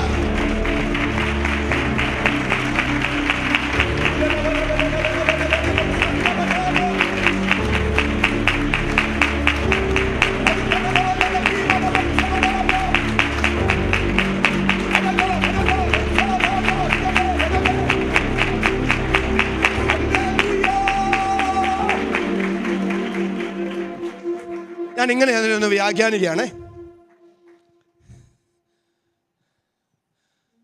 ദൈവം തൻ്റെ യാത്രയെ സഫലമാക്കിയോ എന്നറിയാൻ എലയാസർ നിശബ്ദനായി നിന്നു. ഒരാമേൻ എന്ന് പറയാം. നിശബ്ദനായിട്ട് നിൽക്കുക. പക്ഷെ അവസാനത്തെ ഒട്ടകത്തിനും വെള്ളം കോരി കൊടുത്ത് കഴിഞ്ഞപ്പോൾ അവൾക്ക് മൂക്കൂത്തി കൊടുത്തു. ഒരാമേനെന്ന് പറഞ്ഞ് അവൾക്ക് പൊൻവളയും കൊടുത്തു. ദൈവത്തെ സേവിച്ചാൽ, ഒരാമേനെന്ന് പറ, സത്യസന്ധമായി സേവിച്ചാൽ, ആത്മാർത്ഥതയോടെ സേവിച്ചാൽ, ഹൃദയപരമാർത്ഥതയോടെ സേവിച്ചാൽ, എൻ്റെ ദൈവം ആർക്കും കടക്കാരനല്ല. എല്ലാവരും എത്ര പേര് സ്തോത്രം ചെയ്ത് പറയും, എൻ്റെ ദൈവം ആർക്കും ബാധ്യതയല്ല. ആ ഉറപ്പുള്ള, ആ ധൈര്യമുള്ള, ആ ബോധ്യമുള്ള, അല്ല അനുഭവമുള്ള ദൈവമക്കളാണ് ഇന്ന് മകൾ ഇതിനകത്ത് വന്നിരിക്കുന്നത്. എന്നോട് ചേർന്നതിന് ആമേൻ പറയാൻ എത്ര പേർക്ക് മനസ്സുണ്ട്? അവർക്കായി ഞാൻ ദൈവത്തെ സ്തുതിക്കുന്നു. ഞാൻ പറഞ്ഞത് നിങ്ങൾ തെറ്റിദ്ധരിക്കരുത്. നമ്മൾ കർത്താവിനെ അറിയുന്നത് കൊണ്ട് ധാരാളിത്തത്തിന് ധാരാളം തരുമെന്നല്ല, നമ്മുടെ ആവശ്യങ്ങൾക്കെല്ലാം. ആമേൻ പറയാവോ? നമ്മുടെ ആവശ്യങ്ങൾക്കെല്ലാം വിശ്വസ്തയോടെ നമുക്ക് വേണ്ടി പ്രവർത്തിക്കുന്ന ഒരു നല്ല ദൈവം ജീവിക്കുന്ന പ്രിയരെ. നമ്മുടെ അനുഭവം അതല്ലേ പ്രിയരെ? ഇന്ന് പകലും ആ അനുഭവം അത് ജീവിതത്തിൽ അനുഭവമാക്കുന്ന, ആ ദൈവിക അനുഭവങ്ങളിലൂടെ കടന്നു പോകുന്ന, അതിൽ ദൈവത്തിന് നന്ദിയും സ്തോത്രവും പറയുന്ന എത്ര അഭിഷിക്തന്മാർ ഇവിടെ വന്നിട്ടുണ്ട്, എത്ര ദൈവമക്കൾ ഇവിടെ വന്നിട്ടുണ്ട്. ദൈവമേ, അങ്ങെത്ര വിശ്വസ്തൻ, അങ്ങെത്ര വിശ്വസ്തൻ, അങ്ങെത്ര വിശ്വസ്തൻ. ഹല്ലേലൂയ. പക്ഷേ റിബേക്കേ, ഇതെല്ലാം പ്രോത്സാഹന സമ്മാനം മാത്രം. ഒരാമേനൊന്ന് പറ. മൂക്കുത്തിയും പൊൻവളയും പ്രോത്സാഹന സമ്മാന. പക്ഷേ ഇത് തീർന്നില്ല, ഇതുകൊണ്ടൊന്നും ആയില്ല. നീ എവിടേക്കാ ചെല്ലാൻ പോകുന്നറിയോ? ബഹുസമ്പന്നനായ അബ്രഹാമിൻ്റെ മകൻ ഇസഹാക്കിൻ്റെ ഭാവി വധുവായി നീ അങ്ങോട്ട് പോവാ. നീ അവിടെ ചെല്ലുമ്പോഴുണ്ടല്ലോ അദ്ദേഹത്തിനുള്ളതെല്ലാം, നിങ്ങളൊരു നല്ല ആമയം പറഞ്ഞ എന്നോട് വന്നേ, അദ്ദേഹത്തിനുള്ളതെല്ലാം നിന്റേതായി മാറുകയാണ്. ഇപ്പൊ കിട്ടുന്നതെല്ലാം വെറുതെ പ്രോത്സാഹന സമ്മാനമാണ്. എന്നാൽ ഇനി ലഭ്യമാകാൻ പോകുന്നതാണ് നിനക്ക് വേണ്ടി ഒരുക്കി വെച്ചിട്ടുള്ളത്. ഈ ഭൂമിയിൽ നമുക്ക് കിട്ടുന്നതിന് അമിത പ്രാധാന്യം കൊടുക്കരുത്. അതെല്ലാം പ്രോത്സാഹന സമ്മാനങ്ങൾ മാത്രമാണ്. എന്നോട് ചേർന്ന് ആമേൻ പറയാൻ എത്ര പേർക്ക് മനസ്സുണ്ട്? അവർക്കായി ഞാൻ ദൈവത്തെ സ്തുതിക്കുന്നു. ഞാനേ 2 ചിന്തകൾ നിങ്ങളുടെ മനസ്സിലേക്ക് തരാം. അപ്പൊ ഈ റിബേക്കയ്ക്ക് അപ്പം കൊടുത്തത് പ്രോത്സാഹന സമ്മാനവും പറ. അബ്രഹാമിന്റെ മകന്റെ ഭാര്യ എന്ന നിലയിൽ കിട്ടാൻ പോകുന്ന അദ്ദേഹത്തിനുള്ള മുഴുവൻ സമ്പത്തും നിന്റേതും കൂടെ ആകാൻ പോവുക. ഈ ദൈവത്തെ സേവിക്കുന്നൊരു നഷ്ടമല്ല. ഒരു ആമേനൊന്ന് പറ. പക്ഷെ അത് മൂക്കൂത്തിക്ക് വേണ്ടി ആകല്ലേ. ഒന്ന് പറഞ്ഞു, ഒന്ന് സ്വോത്രം പറഞ്ഞ്. ചാകാൻ നേരം ഇട്ടേച്ച് പോകേണ്ടുന്ന ഇവിടുത്തെ പ്രോത്സാഹന സമ്മാനങ്ങൾക്കാകരുത്. അങ്ങനെ ആയാൽ അത് അപകടമാണ്. പക്ഷെ പരമാർത്ഥതയോടെ നിത്യതയുടെ വെളിപ്പാടോടെ ദൈവത്തെ സേവിച്ചാൽ ഇഹത്തിലും പരത്തിലും നമുക്കത് അനുഗ്രഹമാണ്. എന്നോട് ചേർന്ന വാക്കിന് സ്തോത്രം പറയാൻ എത്ര പേർക്ക് മനസ്സുണ്ട്? അതൊരു നഷ്ടമല്ല, അതൊരു അനുഗ്രഹമാണ്, അത് ലാഭമാണ്, അത് നേട്ടമാണ്, അത് ഉയർച്ചയാണ്.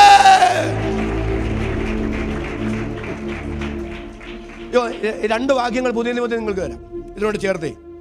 എഫീസ്യ ലേഖനത്തിൽ ഒരു വാക്യമുണ്ട്, തൻ്റെ കൃപയുടെ അത്യന്ത ധനത്തെ വരുംകാലങ്ങളിൽ.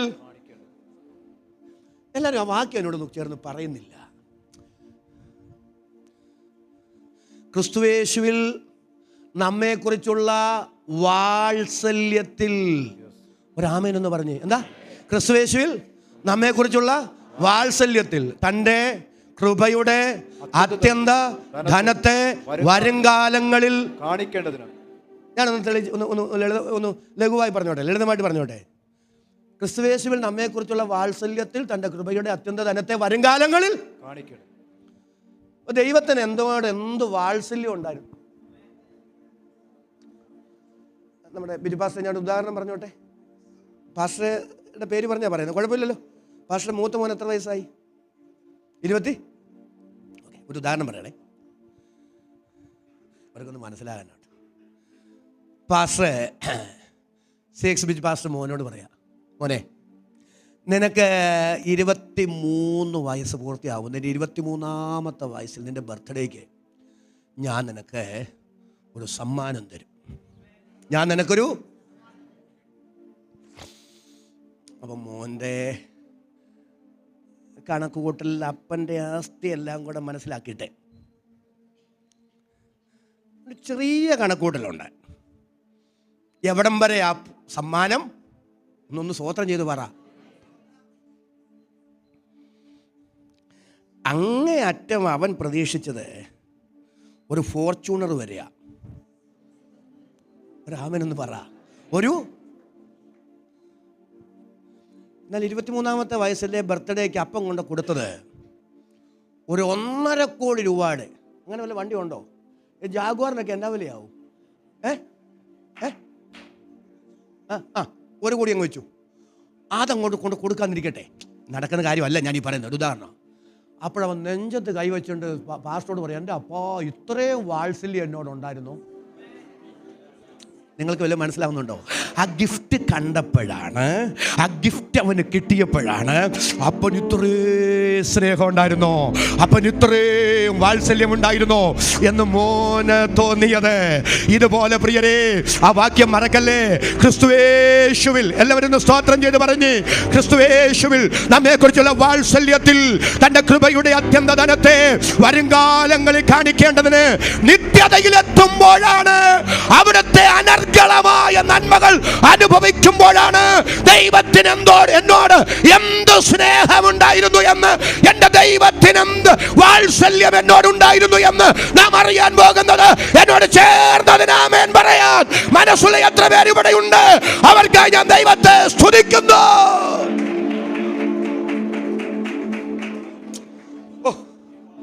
ഒരു വാക്യം ഞാൻ പറഞ്ഞു, എനിക്ക് സന്തോഷം കൊണ്ടങ്ങ് പറയാം. പ്രിയരെ, നിത്യത എന്നൊക്കെ പറഞ്ഞാൽ നമ്മൾ എന്താ ധരിച്ചു വെച്ചിരിക്കുന്നത്? ഒരിക്കലും ഒരു മോൻ എന്നോട് ചോദിച്ചു, പാസ്റ്റേ അവിടെ ആരാധനയാണോ എന്ന് ചോദിച്ചു. അവിടെ അപ്പം എനിക്ക് മനസ്സിലായി ഇവൻ്റെ ട്യൂൺ എന്തിനാന്ന്. കാരണം ഇത്രയും സമയം ഇരിക്കുന്നതിൻ്റെ ബുദ്ധിമുട്ട് ഇവന് അപ്പനെ അമ്മയും മേടിച്ചങ്ങ്. അപ്പം ഇവൻ്റെ ചോദിച്ചു, പാസ്റ്റകളെ അവിടെ ചെല്ലുമ്പോഴും ഇത് തന്നെ.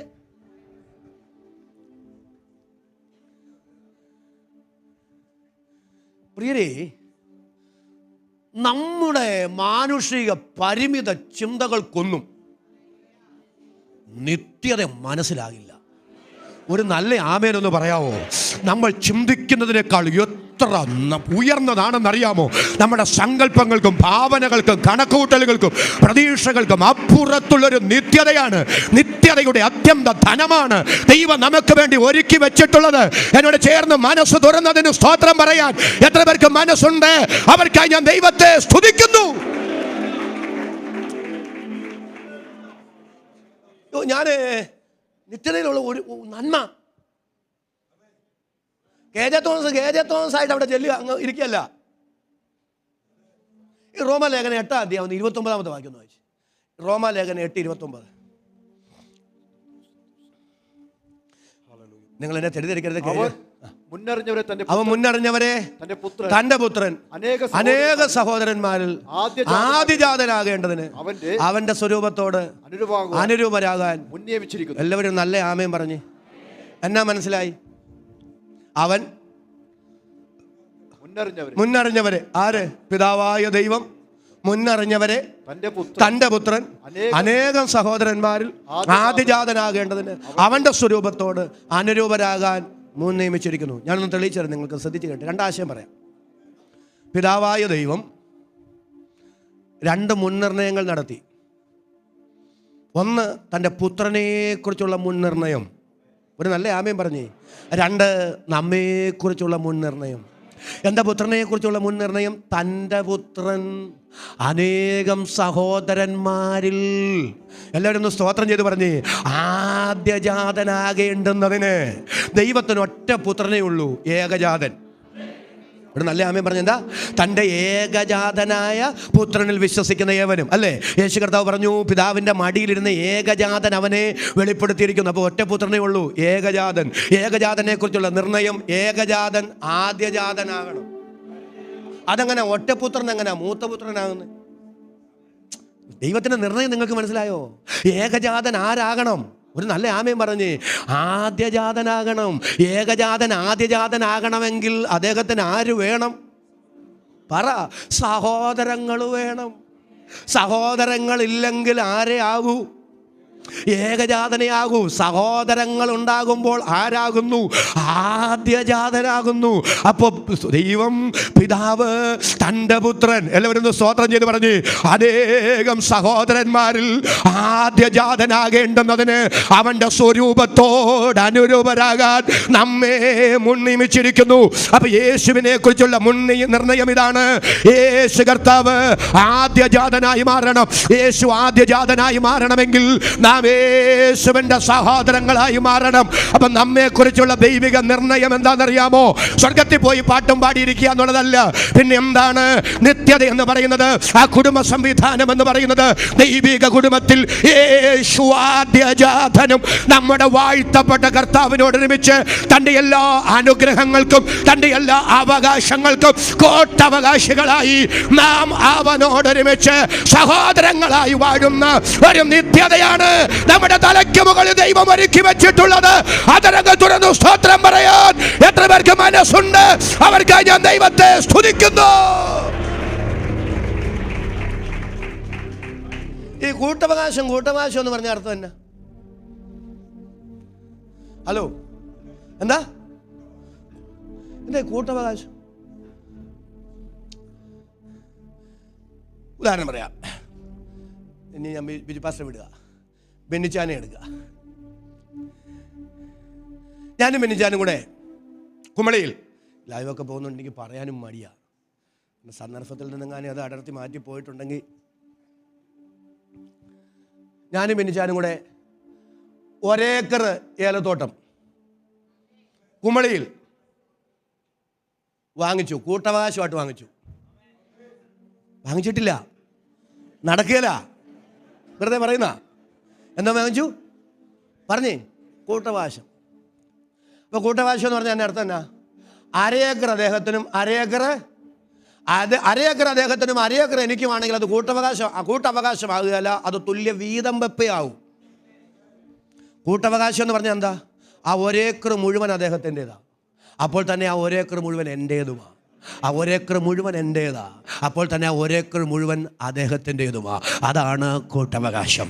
സ്വർഗത്തിൽ ക്രിസ്തുവിനോടുകൂടെ നമുക്ക് കൂട്ടവകാശം തന്നിരിക്കുന്നു എന്ന് പറഞ്ഞാൽ കർത്താവിന് എന്തെല്ലാം ഉണ്ടോ അത് മുഴുവൻ നമ്മുടേതുമായി മാറുന്ന അനർഗളമായ അനുഗ്രഹമാണ് നമ്മുടെ തലയ്ക്ക് മുകളിൽ ഒരുക്കിയിരിക്കുന്ന നിത്യത. ആ ബോധ്യമുള്ള ദൈവമക്കൾ അധരങ്ങൾ തുറന്ന് കരമടിച്ച് അല്പനിമിഷം ദൈവത്തിന് നന്ദിയോടെ സ്തോത്രം ചെയ്യും.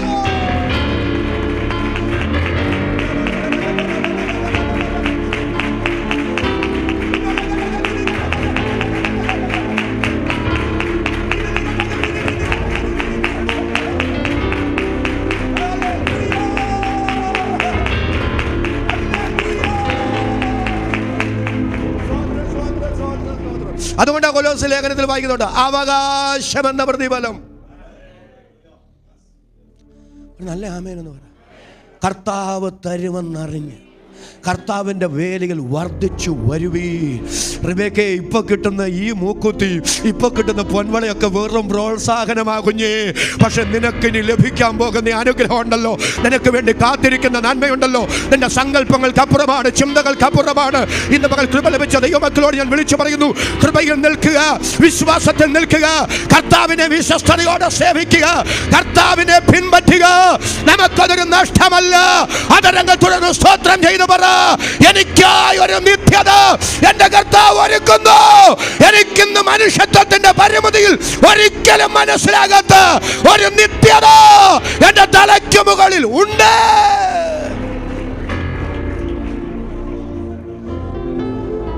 എന്റെ വിഷയത്തിലേക്ക് മടങ്ങി വരണ്ടേ? ആമേൻ പറഞ്ഞു. നമ്മൾ ഈ വിളമ്പിയവരുടെ കാര്യം പറഞ്ഞപ്പോൾ ഇങ്ങോട്ട് പോയത്. അപ്പൊ വിളമ്പിയത് പറ, വിളമ്പിക്കഴിഞ്ഞാൽ ഓരോ കൊട്ട തരാമെന്ന് പ്രോത്സാഹനം ഒന്നും കർത്താവ് ആരോടും പറ. വിളമ്പിക്കഴിയുമ്പോൾ കിട്ടാനുള്ള ഒരു കൊട്ടയ്ക്ക് വേണ്ടി അല്ല ഇവരൊട്ട് വിളമ്പിയതും. ഏൽപ്പിച്ചത് അങ്ങ് വിശ്വസ്തയോടെ ചെയ്യുക. എൻ്റെ ദൈവമേ, ഇത്രയും പേർക്ക് ഇവർ വിളമ്പുമ്പോൾ എന്ത് അധ്വാനിച്ചിട്ടുണ്ടാവും. പക്ഷെ ഈ അധ്വാനത്തിലൊക്കെ അവർ കഴിക്കുന്നത് കാണുമ്പോൾ ഒരു സന്തോഷം. ഒരാമേനൊന്നും ഞരങ്ങിക്കൊണ്ടൊന്നും ചെയ്യരുത്. നമുക്കല്പം ബുദ്ധിമുട്ടുണ്ടെങ്കിലും ആ മിനിസ്ട്രി കൊണ്ടൊക്കെ ആരെങ്കിലുമൊക്കെ അനുഗ്രഹിക്കപ്പെടുമ്പോൾ, ആരെങ്കിലുമൊക്കെ വിടുതൽ പ്രാപിക്കുമ്പോൾ, ആരെങ്കിലുമൊക്കെ ആശ്വാസം പ്രാപിക്കുമ്പോൾ, ആരെങ്കിലുമൊക്കെ തൃപ്തിപ്പെടുമ്പോൾ നമ്മുടെ ക്ഷീണം മറക്കാൻ ദൈവം നമുക്ക് കൃപ തരുന്നു.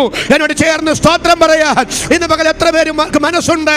അവർക്കായി ഞാൻ ദൈവത്തിന് സ്തോത്രം ചെയ്യുന്നു. ഇവർ വിളമ്പിക്കൊണ്ടേ ഇരിക്കുന്നു. ഒരു കാര്യം പറയാനാ, അവസാനം പറ. അപ്പൊ ഓരോ കൊട്ട ഓരോരുത്തർക്കുണ്ട്. അതിൽ ഒരു കൊട്ട അപ്പം പത്രോസിനും ഇല്ലേ? ഒരു നല്ല ആമയും പറ. യോഹന്നാനൊരു കൊട്ട, തോമസിനൊരു കൊട്ട, മത്തായിക്കൊരു കൊട്ട, എല്ലാവർക്കും ഓരോ കൊട്ട. അതിൽ ഒരു കൊട്ട അപ്പം പത്രോസിനും കിട്ടി. ഈ അപ്പത്തിൻ്റെ പ്രത്യേകത ഞാൻ പറയാം. ഇത് പത്രോസായി എടുത്തതല്ല, കർത്താവായി കൊടുത്തതാണ്. ഒന്നുകൂടെ ഞാൻ പറഞ്ഞോട്ടെ, ഈ 3 ദിവസത്തെ വിശപ്പ് കഴിഞ്ഞ് കഴിക്കുന്ന കഴിപ്പ്, ഒരാമേനെന്ന് പറഞ്ഞു അല്ലേ, അതൊരു വല്ലാത്ത കഴിപ്പാണ്. ഈ നമുക്ക് ഏറ്റവും കൂടുതൽ വിശക്കുന്ന ദിവസം ഞായറാഴ്ച ഉച്ചയ്ക്കാണ്. എൻ്റെ കാര്യം ഞാൻ പറഞ്ഞു. കാരണം ഈ പെന്തക്കോസ് 13-ാമത്തെ വയസ്സിലെ പെന്തക്കോസി വന്നു. അന്ന് തൊട്ട് ഞായറാഴ്ച രാവിലെ ഫുഡില്ല. എൻ്റെ ദൈവമേ, അന്നത്തെ പാസ്റ്റർമാർ പ്രസംഗിക്കുമ്പോൾ ഞാനൊക്കെ ഇരുന്നിട്ടുള്ള ഇരിപ്പ്, എൻ്റെ പൊന്നു പാസ്റ്റങ്ങളെ, വിശപ്പിൻ്റെ അടുക്കള ചുറ്റിപ്പറ്റി നിൽക്കും. അപ്പനതറിയാം. അതുകൊണ്ട് ഞങ്ങൾ സൺഡേ സ്കൂളിന് പോകാതെ അപ്പൻ അടുക്കളയിൽ നിന്ന് മാറുകയില്ല. കാരണം അമ്മയ്ക്ക് അല്പം കരുടയും മനസ്സിലുമൊക്കെ ഉണ്ട്. അപ്പം ഞായറാഴ്ച ഉണ്ടല്ലോ, തിരിച്ച് സഭായം കഴിഞ്ഞ് വരുന്നൊരു വരവുണ്ട്. അമ്മയുടെ കൈയൊക്കെ പിടിച്ചു വലിച്ച് അമ്മ സ്വോത്രമൊക്കെ പിന്നെ കൊടുക്കാൻ പാ. ആ ഉച്ചക്കത്തെ കഴിപ്പേ ഇപ്പം നിങ്ങളൊരു ഒന്ന് ചെയ്യുന്നത് ഈ 3 ദിവസത്തെ യോഗമൊക്കെ കഴിഞ്ഞ് ഇവർ കഴിക്കുന്ന കഴിപ്പ് സ്വാഭാവികമായിട്ട് ഇവന്മാരുടെ കഴിപ്പ് കണ്ടിട്ട് അവസാനം നമുക്കൊന്നും കിട്ടുന്ന ലക്ഷണം ഇല്ല. അതുകൊണ്ട് നമുക്കുള്ളത് ആദ്യമേ മാറ്റിയേക്കാവെന്ന് വിചാരിച്ചിരുന്നെങ്കിൽ ഒരു നല്ല ആമേൻ പറ. അവസാനം കിട്ടേണ്ട ഒരു കൊട്ട കിട്ടുകയില്ലായിരുന്നു. നീ മാറ്റിയാൽ ഇത്രയ്ക്കല്ലേ മാറ്റും. പക്ഷെ തമ്പുരാനായി തന്നാലുണ്ടല്ലോ, ദൈവം വിശ്വസ്തനാ പ്രിയരെ. ഇന്ന് മകൾന്ന് സ്തോത്രം ചെയ്തു പറ, ദൈവം വിശ്വസ്തനാ. ദൈവമാർക്കും കടക്കാരനല്ല, ദൈവമാർക്കും ബാധ്യത അല്ല. ഇത്ര വിശ്വസ്തനായ, ഇത്ര നല്ലവനായ ഒരു ദൈവത്തെ സേവിക്കാൻ നമുക്ക് ദൈവം ഭാഗ്യം തന്നല്ലോ. നെഞ്ചത് കൈവച്ചുകൊണ്ട് നമ്മൾ സ്തോത്രം ചെയ്തു പറയണം. ദൈവഹിതമല്ലാത്തതും ദൈവം തരാത്തതും വചനവിരുദ്ധമായതും മനസാക്ഷിയെ വഞ്ചിക്കുന്നതും ദൈവിക നീതിക്ക് വിരുദ്ധമായതൊന്നും എനിക്ക് വേണ്ട. എൻ്റെ ദൈവം എനിക്ക് തരുന്നതും മതി. അത് ദൈവത്തിൻ്റെ സമയത്ത് എൻ്റെ മേലും എൻ്റെ തലമുറകളുടെ മേലും നീതിയുടെ പെരുമഴയായി പെയ്യിപ്പിക്കാൻ എൻ്റെ ദൈവം വിശ്വസ്തനാണ്. എന്നോട് ചേർന്ന് ആമേൻ പറയാൻ മനസ്സുള്ള ദൈവമക്കളെ കരമടിച്ച് അല്പനിമിഷം കൂടെ നന്ദിയോടെ ദൈവത്തിന് സ്തോത്രം ചെയ്യാം. എല്ലാ കരങ്ങളും അടിച്ച് എല്ലാ കരങ്ങളും തുറന്ന് ദൈവത്തിന് സ്തോത്രം ചെയ്യാം. ദൈവത്തിന്റെ പരിശുദ്ധാത്മാവ് ഇന്ന് മകൾ ചിലരെ ഉറപ്പിക്കുകയാണ്, ചിലരെ ധൈര്യപ്പെടുത്തുകയാണ്. നഷ്ടങ്ങൾ സാരമില്ല, കഷ്ടങ്ങൾ സാരമില്ല. കഷ്ടങ്ങളും നഷ്ടങ്ങളും നികത്തി തരുന്ന ഒരു ദൈവം ജീവിക്കുന്നു. ഇതും കൂടെ കറിഞ്ഞ് പ്രാർത്ഥിക്കാവേ. അപ്പൊ ഒരു കൊട്ടയപ്പം പറ പത്രോസായി എടുത്തതല്ല, കർത്താവായി. പക്ഷെ പത്രോസേ, ഞാനും നീയുമായുള്ള ബന്ധത്തിൻ്റെ തെളിവ് ഒരാമയും പറഞ്ഞ് നിനക്ക് കിട്ടിയ ഒരു കൊട്ട അപ്പം അല്ല, 1 2 അപ്പം അല്ല, കൊട്ടക്കണക്കിന് അപ്പം നിനക്ക് കിട്ടിയേ. അത് ഞാൻ തന്നതാ. പക്ഷെ ഞാനും നീയുമായുള്ള ബന്ധത്തിൻ്റെ തെളിവ് കൊട്ടക്കണക്കിന് കിട്ടിയ അപ്പമല്ല, നീ എന്നിൽ നിന്ന് പ്രാപിച്ച കഴുകലാണ്. എത്ര പേർക്ക് അതരം തുറന്ന് ദൈവത്തിന് സ്തോത്രം ചെയ്യാൻ കഴിയും? കൊട്ടക്കണക്കിന് കിട്ടിയ ഭൗതിക അപ്പങ്ങളല്ല, ദൈവവുമായുള്ള ബന്ധത്തിൻ്റെ തെളിവ് കർത്താവിൽ നിന്ന് പ്രാപിക്കുന്ന കഴുകലാണ്. എന്നോട് ചേർന്ന് തൻ്റെ ഇടത്തോടെ അതിന് ആമേൻ പറയാൻ എത്ര പേർക്ക് മനസ്സുണ്ട്?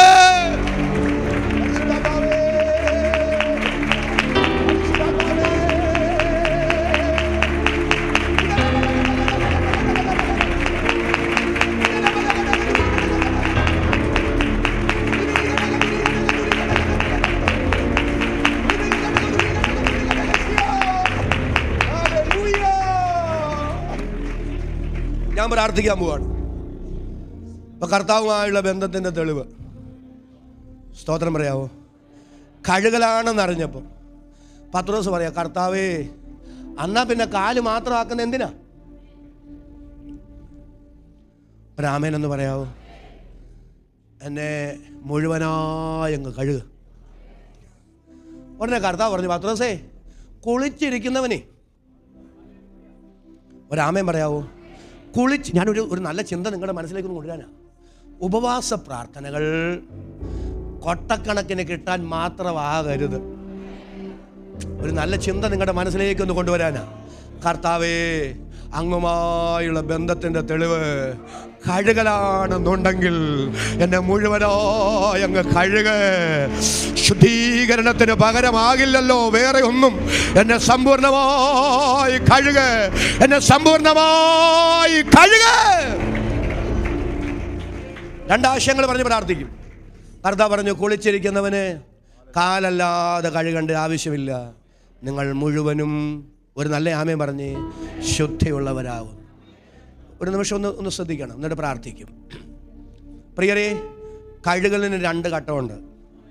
എല്ലാവരും നല്ല ആമേൻ പറയാവോ? കഴുകലിന് 1 മുഴുവനായി കഴുകപ്പെടുക. എന്താ മുഴുവനായി കഴുകപ്പെടുക എന്ന് പറഞ്ഞാൽ, നിങ്ങളെന്ന് യേശുവിനെ രക്ഷിതാവും കർത്താവുമായി സ്വീകരിച്ചോ? ഒരു നല്ല ആമേൻ പറഞ്ഞേ. എന്ന് നിങ്ങൾ പാപിയാണെന്ന് സമ്മതിച്ചോ? ഒന്നുകൂടെ ഞാൻ പറയുന്നു, പാപങ്ങൾ ഏറ്റു പറഞ്ഞപ്പോഴല്ല, പാപിയാണെന്നെപ്പോൾ സമ്മതിച്ചോ, യേശു എൻ്റെ പാപത്തിൻ്റെ പരിഹാരത്തിന് വേണ്ടി മരിച്ചു എന്ന് എപ്പോൾ ഹൃദയംഗമമായി വിശ്വസിച്ച് കർത്താവിനായി നിങ്ങൾ സമർപ്പിക്കപ്പെട്ടുവോ, അന്ന് അറിയായ്മയുടെ കാലങ്ങളിൽ ചെയ്തു കൂട്ടിയതെല്ലാം എൻ്റെ ആയിരം പാപങ്ങൾ ഓമനപുത്രന്റെ ക്രൂശ് മരണത്തിന്റെ ചിലവിൽ സൗജന്യമായി ദൈവം എനിക്ക് ക്ഷമിച്ചു തരുന്നു, ദൈവം എനിക്ക് ഇളച്ചു തരുന്നു. അതിനായി പറയുന്ന പേരാണ് ഒരിക്കലായി നടന്ന കഴുകൽ, മുഴുവനായി നടന്ന കഴുകൽ. അത് അനുഭവിക്കാൻ ഭാഗ്യം കിട്ടിയ ദൈവമക്കളുടെ കരം ഞാൻ ഒന്നുകൂടെ കനത്ത കരമുയർത്തി ദൈവത്തിന് സ്തോത്രം ചെയ്യുക. മുഴുവനായി കഴുകപ്പെടുക. അതുകൊണ്ട് നമ്മള് ഈ കൺവെൻഷനൊക്കെ പാടില്ലേ, കുളിച്ചോ എന്ന് പറഞ്ഞ് കുഞ്ഞാട്ടിൻ്റെ ഹിമമ്പോ അല്ലേ, നിഷ്കളങ്കമോ. ഇന്ന് പകൽ ഉപവാസ പ്രാർത്ഥനയിൽ ഞാൻ നിങ്ങളോട് ചോദിക്കുന്നു, ആ മുഴുവനായുള്ള കഴുകൽ പ്രാപിച്ചോ? നിങ്ങൾ രക്ഷിക്കപ്പെട്ടോ പ്രിയരെ? ഹൃദയംഗമമായി നിങ്ങൾ യേശുവിനായി നിങ്ങളുടെ ജീവിതം സമർപ്പിച്ചോ? എന്തെങ്കിലും കാര്യം നേടാൻ ദൈവത്തിന് സ്തോത്രം, കർത്താവിനെ അറിയുകയല്ല, അതിനപ്പുറത്ത് യേശുവേ ഞാനൊരു പാപിയാണെന്നും എൻ്റെ പാപത്തിൻ്റെ പരിഹാരത്തിന് വേണ്ടി എനിക്ക് പകരം എനിക്ക് വേണ്ടി അങ്ങ് ക്രൂശിൽ മരിച്ചെന്നും ഹൃദയംഗമമായി നിറകണ്ണുകളോടെ തൊഴുകയോടെ തകർന്ന ഹൃദയത്തോടെ നിങ്ങൾ അംഗീകരിച്ച് യേശുവിനെ രക്ഷിതാവും കർത്താവുമായി സ്വീകരിച്ചിട്ടുണ്ടെങ്കിൽ നമ്മിൽ നടന്ന അത്ഭുതകരമായ ദൈവപ്രവൃത്തിയാണ് ഒരിക്കലായി നടന്ന കഴുകൽ. അതനുഭവിക്കുന്ന എത്ര പേര് ഇതിനകത്ത് വന്നിട്ടുണ്ട്, അവർക്കായി ഞാൻ ദൈവത്തെ സ്തുതിക്കുന്നു. മുഴുവനായി കഴുകപ്പെടുക. അടുത്തോടെ കേൾക്കണ്ടേ, അതുകൊണ്ട് പറഞ്ഞു നിർത്താം. പക്ഷേ കുളിച്ചിരിക്കുന്നവന് ഒരു നല്ല ആമയും പറഞ്ഞ്, മുഴുവനായി കഴുകൽ പ്രാപിച്ചവന്, രക്ഷിക്കപ്പെട്ടവന് കാല് കഴുകിക്കൊണ്ടിരിക്കണം. കാല് കഴുകിക്കൊണ്ടിരിക്കുന്ന നമ്മുടെ അക്ഷരിക കാലമല്ല, അത് ജീവിതത്തെ കാണിക്കുന്നു. ഒരു നല്ല ആമേൻ എന്ന് പറഞ്ഞു. രക്ഷിക്കപ്പെട്ടപ്പോൾ നിങ്ങൾ പാപിയാണെന്ന് സമ്മതിച്ചതേ ഉള്ളൂ. ഒരു നല്ല ആമേൻ പറഞ്ഞു. പക്ഷേ അനുദിന ജീവിതത്തിൽ കഴുകപ്പെട്ടുകൊണ്ടേയിരിക്കണം. ഒന്നുകൂടെ ഞാൻ പറഞ്ഞോട്ടെ, ഒരിക്കൽ വചനത്താൽ നമ്മൾ രൂപാന്തരപ്പെട്ടു, പക്ഷെ രൂപാന്തരം പൂർണ്ണമായിട്ടില്ല. ഒരു നല്ല ആമേൻ എന്ന് പറഞ്ഞ് രൂപാന്തരം നമ്മൾ രക്ഷിക്കപ്പെട്ടപ്പം ദൂതനായില്ല, മനുഷ്യനായിട്ട് തന്നെയാണ്. പക്ഷെ അനുദിന ജീവിതത്തിൽ നിങ്ങൾ എന്നോട് വീട് വരുന്നില്ല, രൂപാന്തരപ്പെട്ടുകൊണ്ടേയിരിക്കണം.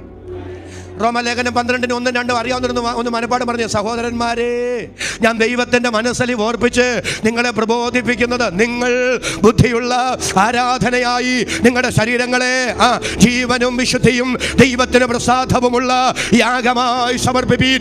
ഈ ലോകത്തിന് അനുരൂപരാകാതെ നന്മയും പ്രസാദവും പൂർണ്ണതയുമുള്ള ദൈവഹിതം ഇന്നതെന്ന് തിരിച്ചറിയേണ്ടതിന് എല്ലാവരും അടുത്തൊന്ന് സ്തോത്രം ചെയ്ത് പറഞ്ഞ് മനസ്സ് പുതുക്കി രൂപാന്തരപ്പെടുവേൻ. ഒരിക്കൽ രൂപാന്തരപ്പെട്ടവർ അനുദിന ജീവിതത്തിൽ രൂപാന്തരപ്പെട്ടുകൊണ്ടേയിരിക്കണം. എന്നോട് ചേർന്ന് ആമേൻ പറയാൻ എത്ര പേർക്ക് ഇന്ന് പകൽ മനസ്സുണ്ട്? അവരുടെ കരം ഞാൻ അതുകൂടെ കനട്ട കരവ് ശബ്ദവും ഉയർത്തി നന്ദിയോടെ ദൈവത്തിന് സ്തോത്രം ചെയ്യാം. ആ കഴുകൽ എങ്ങനെ നടക്കുന്നത്? ഒരു ആമേൻ എന്ന് പറഞ്ഞു. എഫേസ്യ ലേഖനം പറയുന്നു, അവൻ അവളെ വചനത്തോടു കൂടിയ ജലസ്നാനത്താൽ കഴുകി വെടിപ്പാക്കി. അല്ല ഒന്ന് ശ്രദ്ധിച്ചേ, നമുക്കെല്ലാവർക്കും ഇഷ്ടം പ്രോത്സാഹന വാക്യങ്ങളാണ്. ബൈബിൾ വായിക്കുന്നത് എന്തിനാ? പറ. എന്തിനാ ബൈബിൾ വായിക്കുന്നത് ചോദിച്ചാൽ ഒന്ന് കുറ്റബോധം മാറാൻ. ഒരു നല്ല അല്ലേ, എന്നെ ദൈവമേ ഇന്നൊരു അധ്യായം വായിച്ചില്ലല്ലോ, ആ കുറ്റബോധം കൊണ്ട് കയറി കിടക്കാതിരിക്കാൻ. എന്നാ പിന്നെ സ്വോത്രം പറഞ്ഞു. അയ്യോ, ചിലരൊക്കെ കാണുന്ന ജീവിതത്തിനൊരു സങ്കടമൊക്കെ വരുമ്പോൾ ഓടിച്ചെന്ന് ബൈബിൾ. അതൊരു നല്ല വാക്യമാണെങ്കിൽ എൻ്റെ ദൈവമേ, അന്ന് ലോകം മുഴുവൻ കീഴടക്കിയ സന്തോഷം അല്ലേ? എന്നോട് പിണക്കൊല്ലം തോന്നുന്നുണ്ടോ? നമ്മളെന്തിനാ സഭയെ കൊണ്ടുവന്നേ? ഒരു നല്ല ആമേനെന്ന് പറയും. നമുക്കെന്തിനാ വചനം തന്നെ? അവൻ അവളെ പറഞ്ഞേ വചനത്തോട് കൂടിയ ജലസ്നാനത്താൽ. അതാ മുഴുവൻ സ്നാനമല്ല, വിശ്വാസ സ്നാനത്തിന്റെ കാര്യമല്ല പറയുന്നത്. വചനത്തിൻ്റെ കാര്യം പറയുന്നത്.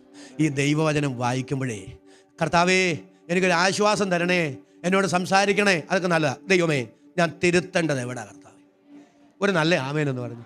ഇന്ന് വരെ ദൈവവചനം വായിച്ചിട്ടേ കർത്താവേ ആ മേഖലയിൽ ഞാൻ പരാജയമാണല്ലോ, അതുപോലെ എൻ്റെ ജീവിതത്തെ ചിട്ടപ്പെടുത്താൻ ക്രമീകരിക്കാൻ എന്നെക്കൊണ്ട് കഴിയാതെ പോയിട്ടുണ്ടല്ലോ. ഈ വചനം പോലെ എൻ്റെ ജീവിതത്തെ ഒന്ന് പണിയാൻ, എന്നെ ഒന്ന് ക്രമീകരിക്കാൻ എനിക്ക് കൃപ തരണമേ. എല്ലാവരും ഒന്ന് സ്തോത്രം ചെയ്ത് പറയാവോ? അങ്ങനെ പ്രാർത്ഥിക്കുന്ന എത്ര പേരുണ്ട്? പ്രിയപ്പെട്ടവരെ, ദൈവവചനം എന്തിനാ ദൈവം തരുന്നതെന്നറിയാമോ? വചനം കൊണ്ട് ദൈവം നമ്മെ കഴുകുകയാണ്. നമ്മുടെ സ്വഭാവ വൈകല്യങ്ങൾ നമ്മൾ തിരുത്തേണ്ടത് എവിടെയാണെന്ന്, നമ്മൾ മാറേണ്ടത് എവിടെയാണെന്ന്, നമ്മൾ രൂപാന്തരപ്പെടേണ്ടത് എവിടെയാണെന്ന് എല്ലാവരും അധരങ്ങൾ തുറന്നു ദൈവത്തിന് സ്തോത്രം ചെയ്യാമോ?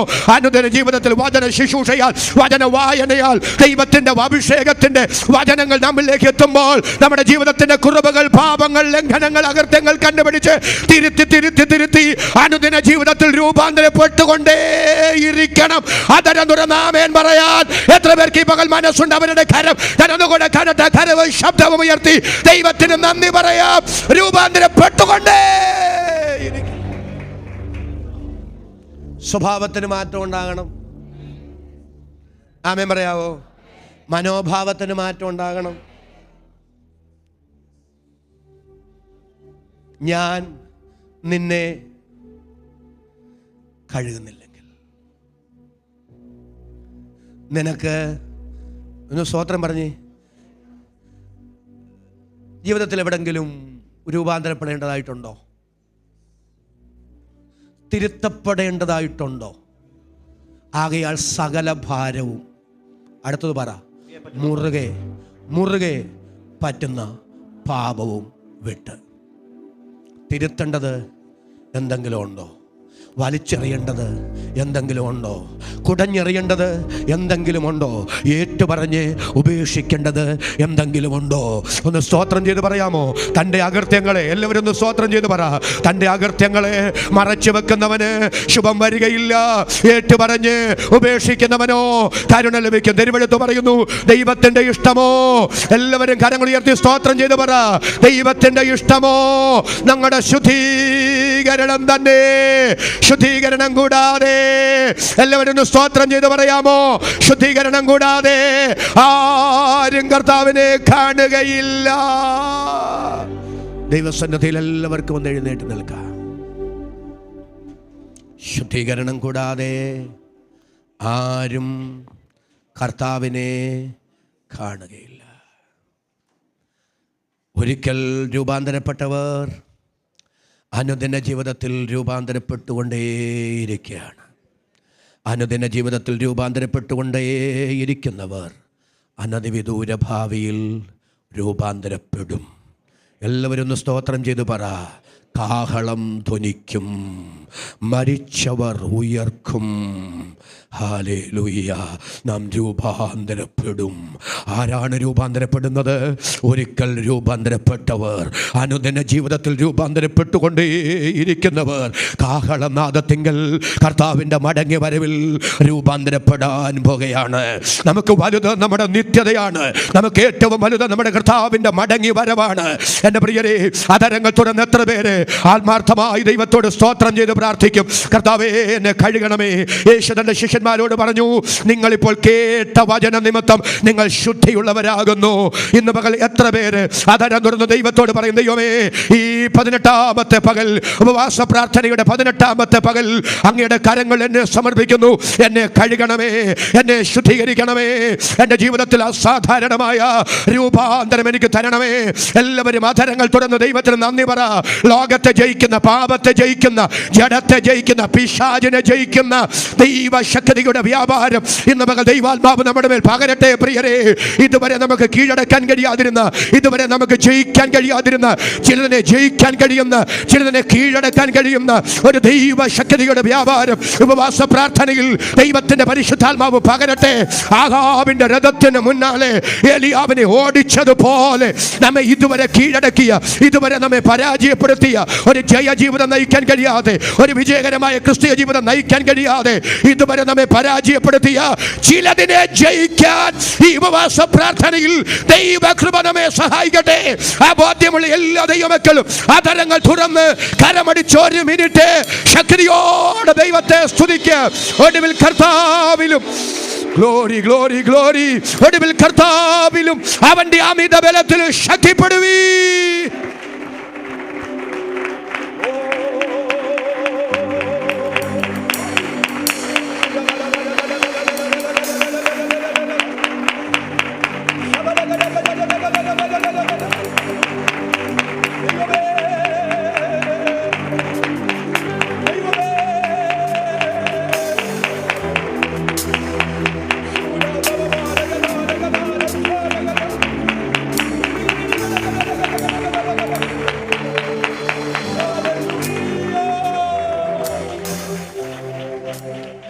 പ്രാർത്ഥിക്കുന്നതിന് മുമ്പ്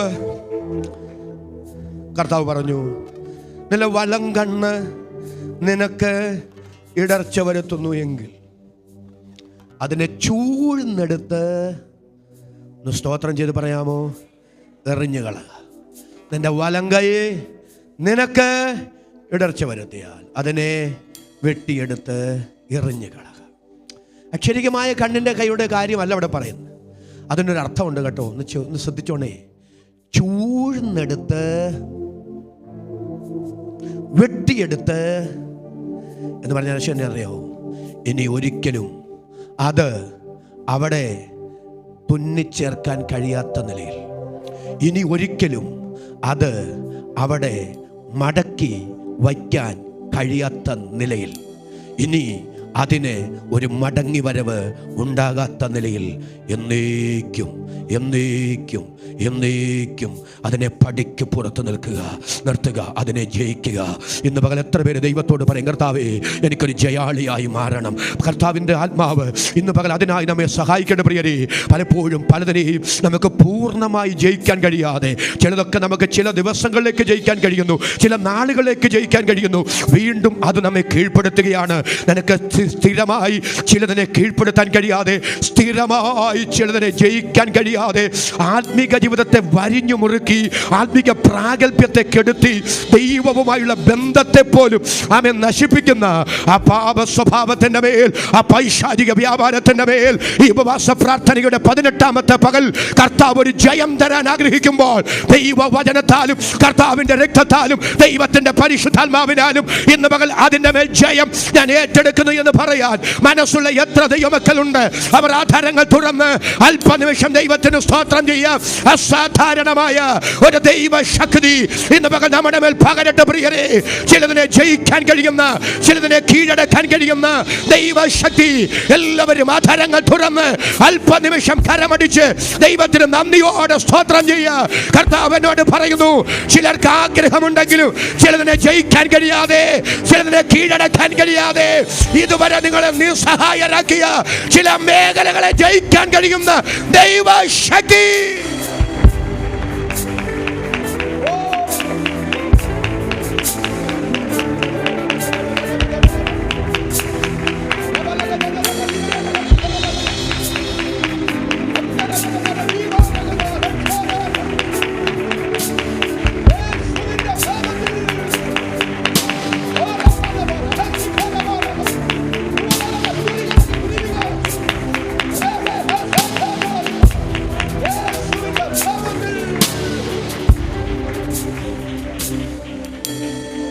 ശക്തമായി ദൈവാത്മാവിനോട് പറയുന്നു, ജയാളിയാക്കും ദൈവം, ജയാളിയാക്കും ദൈവം.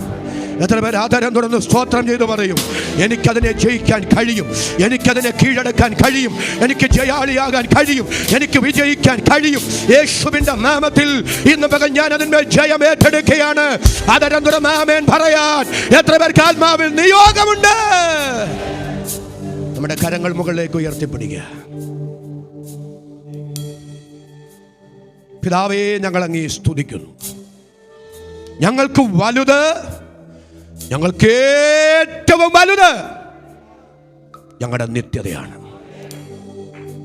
ഞങ്ങളുടെ ആത്യന്തിക ഉദ്ദേശം ഞങ്ങളുടെ ദൈവത്തെ പ്രസാദിപ്പിക്കുക എന്നുള്ളതാണ്.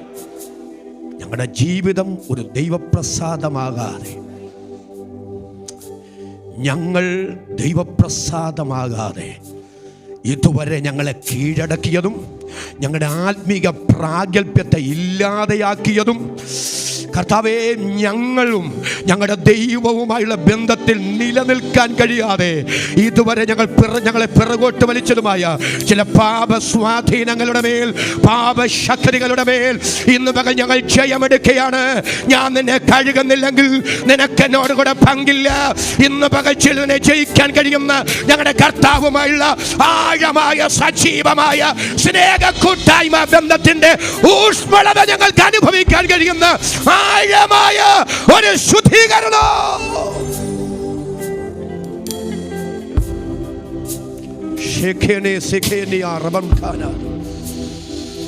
ഞങ്ങളുടെ ദൈവവുമായുള്ള ആഴമായ സ്നേഹ കൂട്ടായ്മ ബന്ധത്തെ പിശാച് ഭയപ്പെടുന്നു.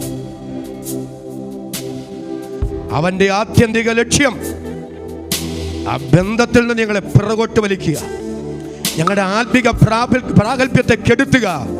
അതിനവൻ്റെ ആവനാഴിയിലെ ആയുധപ്പുരകളിൽ കുമിച്ചു കൂട്ടി വെച്ചിട്ടുള്ള പാപശക്തികളുടെ സ്വാധീനങ്ങൾ ഒന്നിന് പുറകെ മറ്റൊന്നായി ഞങ്ങൾക്കെതിരെ പ്രയോഗിക്കുമ്പോൾ ഒടുവിൽ കർത്താവിലും അങ്ങയുടെ അമിത ശക്തിയിലും ബലത്തിലും അതിനെ ജയിക്കാൻ ഞങ്ങൾക്ക് കൃപ തരണമേ കർത്താവേ.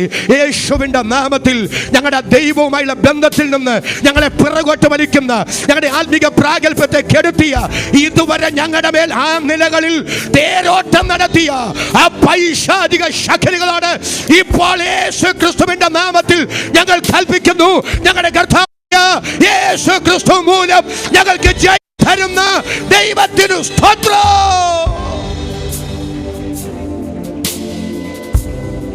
യേശുബജ, ഈ വചനം പ്രസംഗിച്ച് എന്നോട് കരുണ കാണിക്കണേ, എന്നെ കഴുകണേ.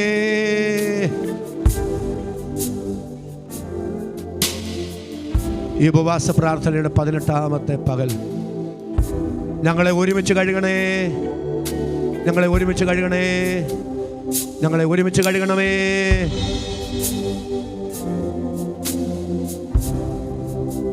സകല മനുഷ്യരോടും സമാധാനമാചരിച്ച് ശുദ്ധീകരണം പ്രാപിപ്പാൻ ഉത്സാഹിക്കും.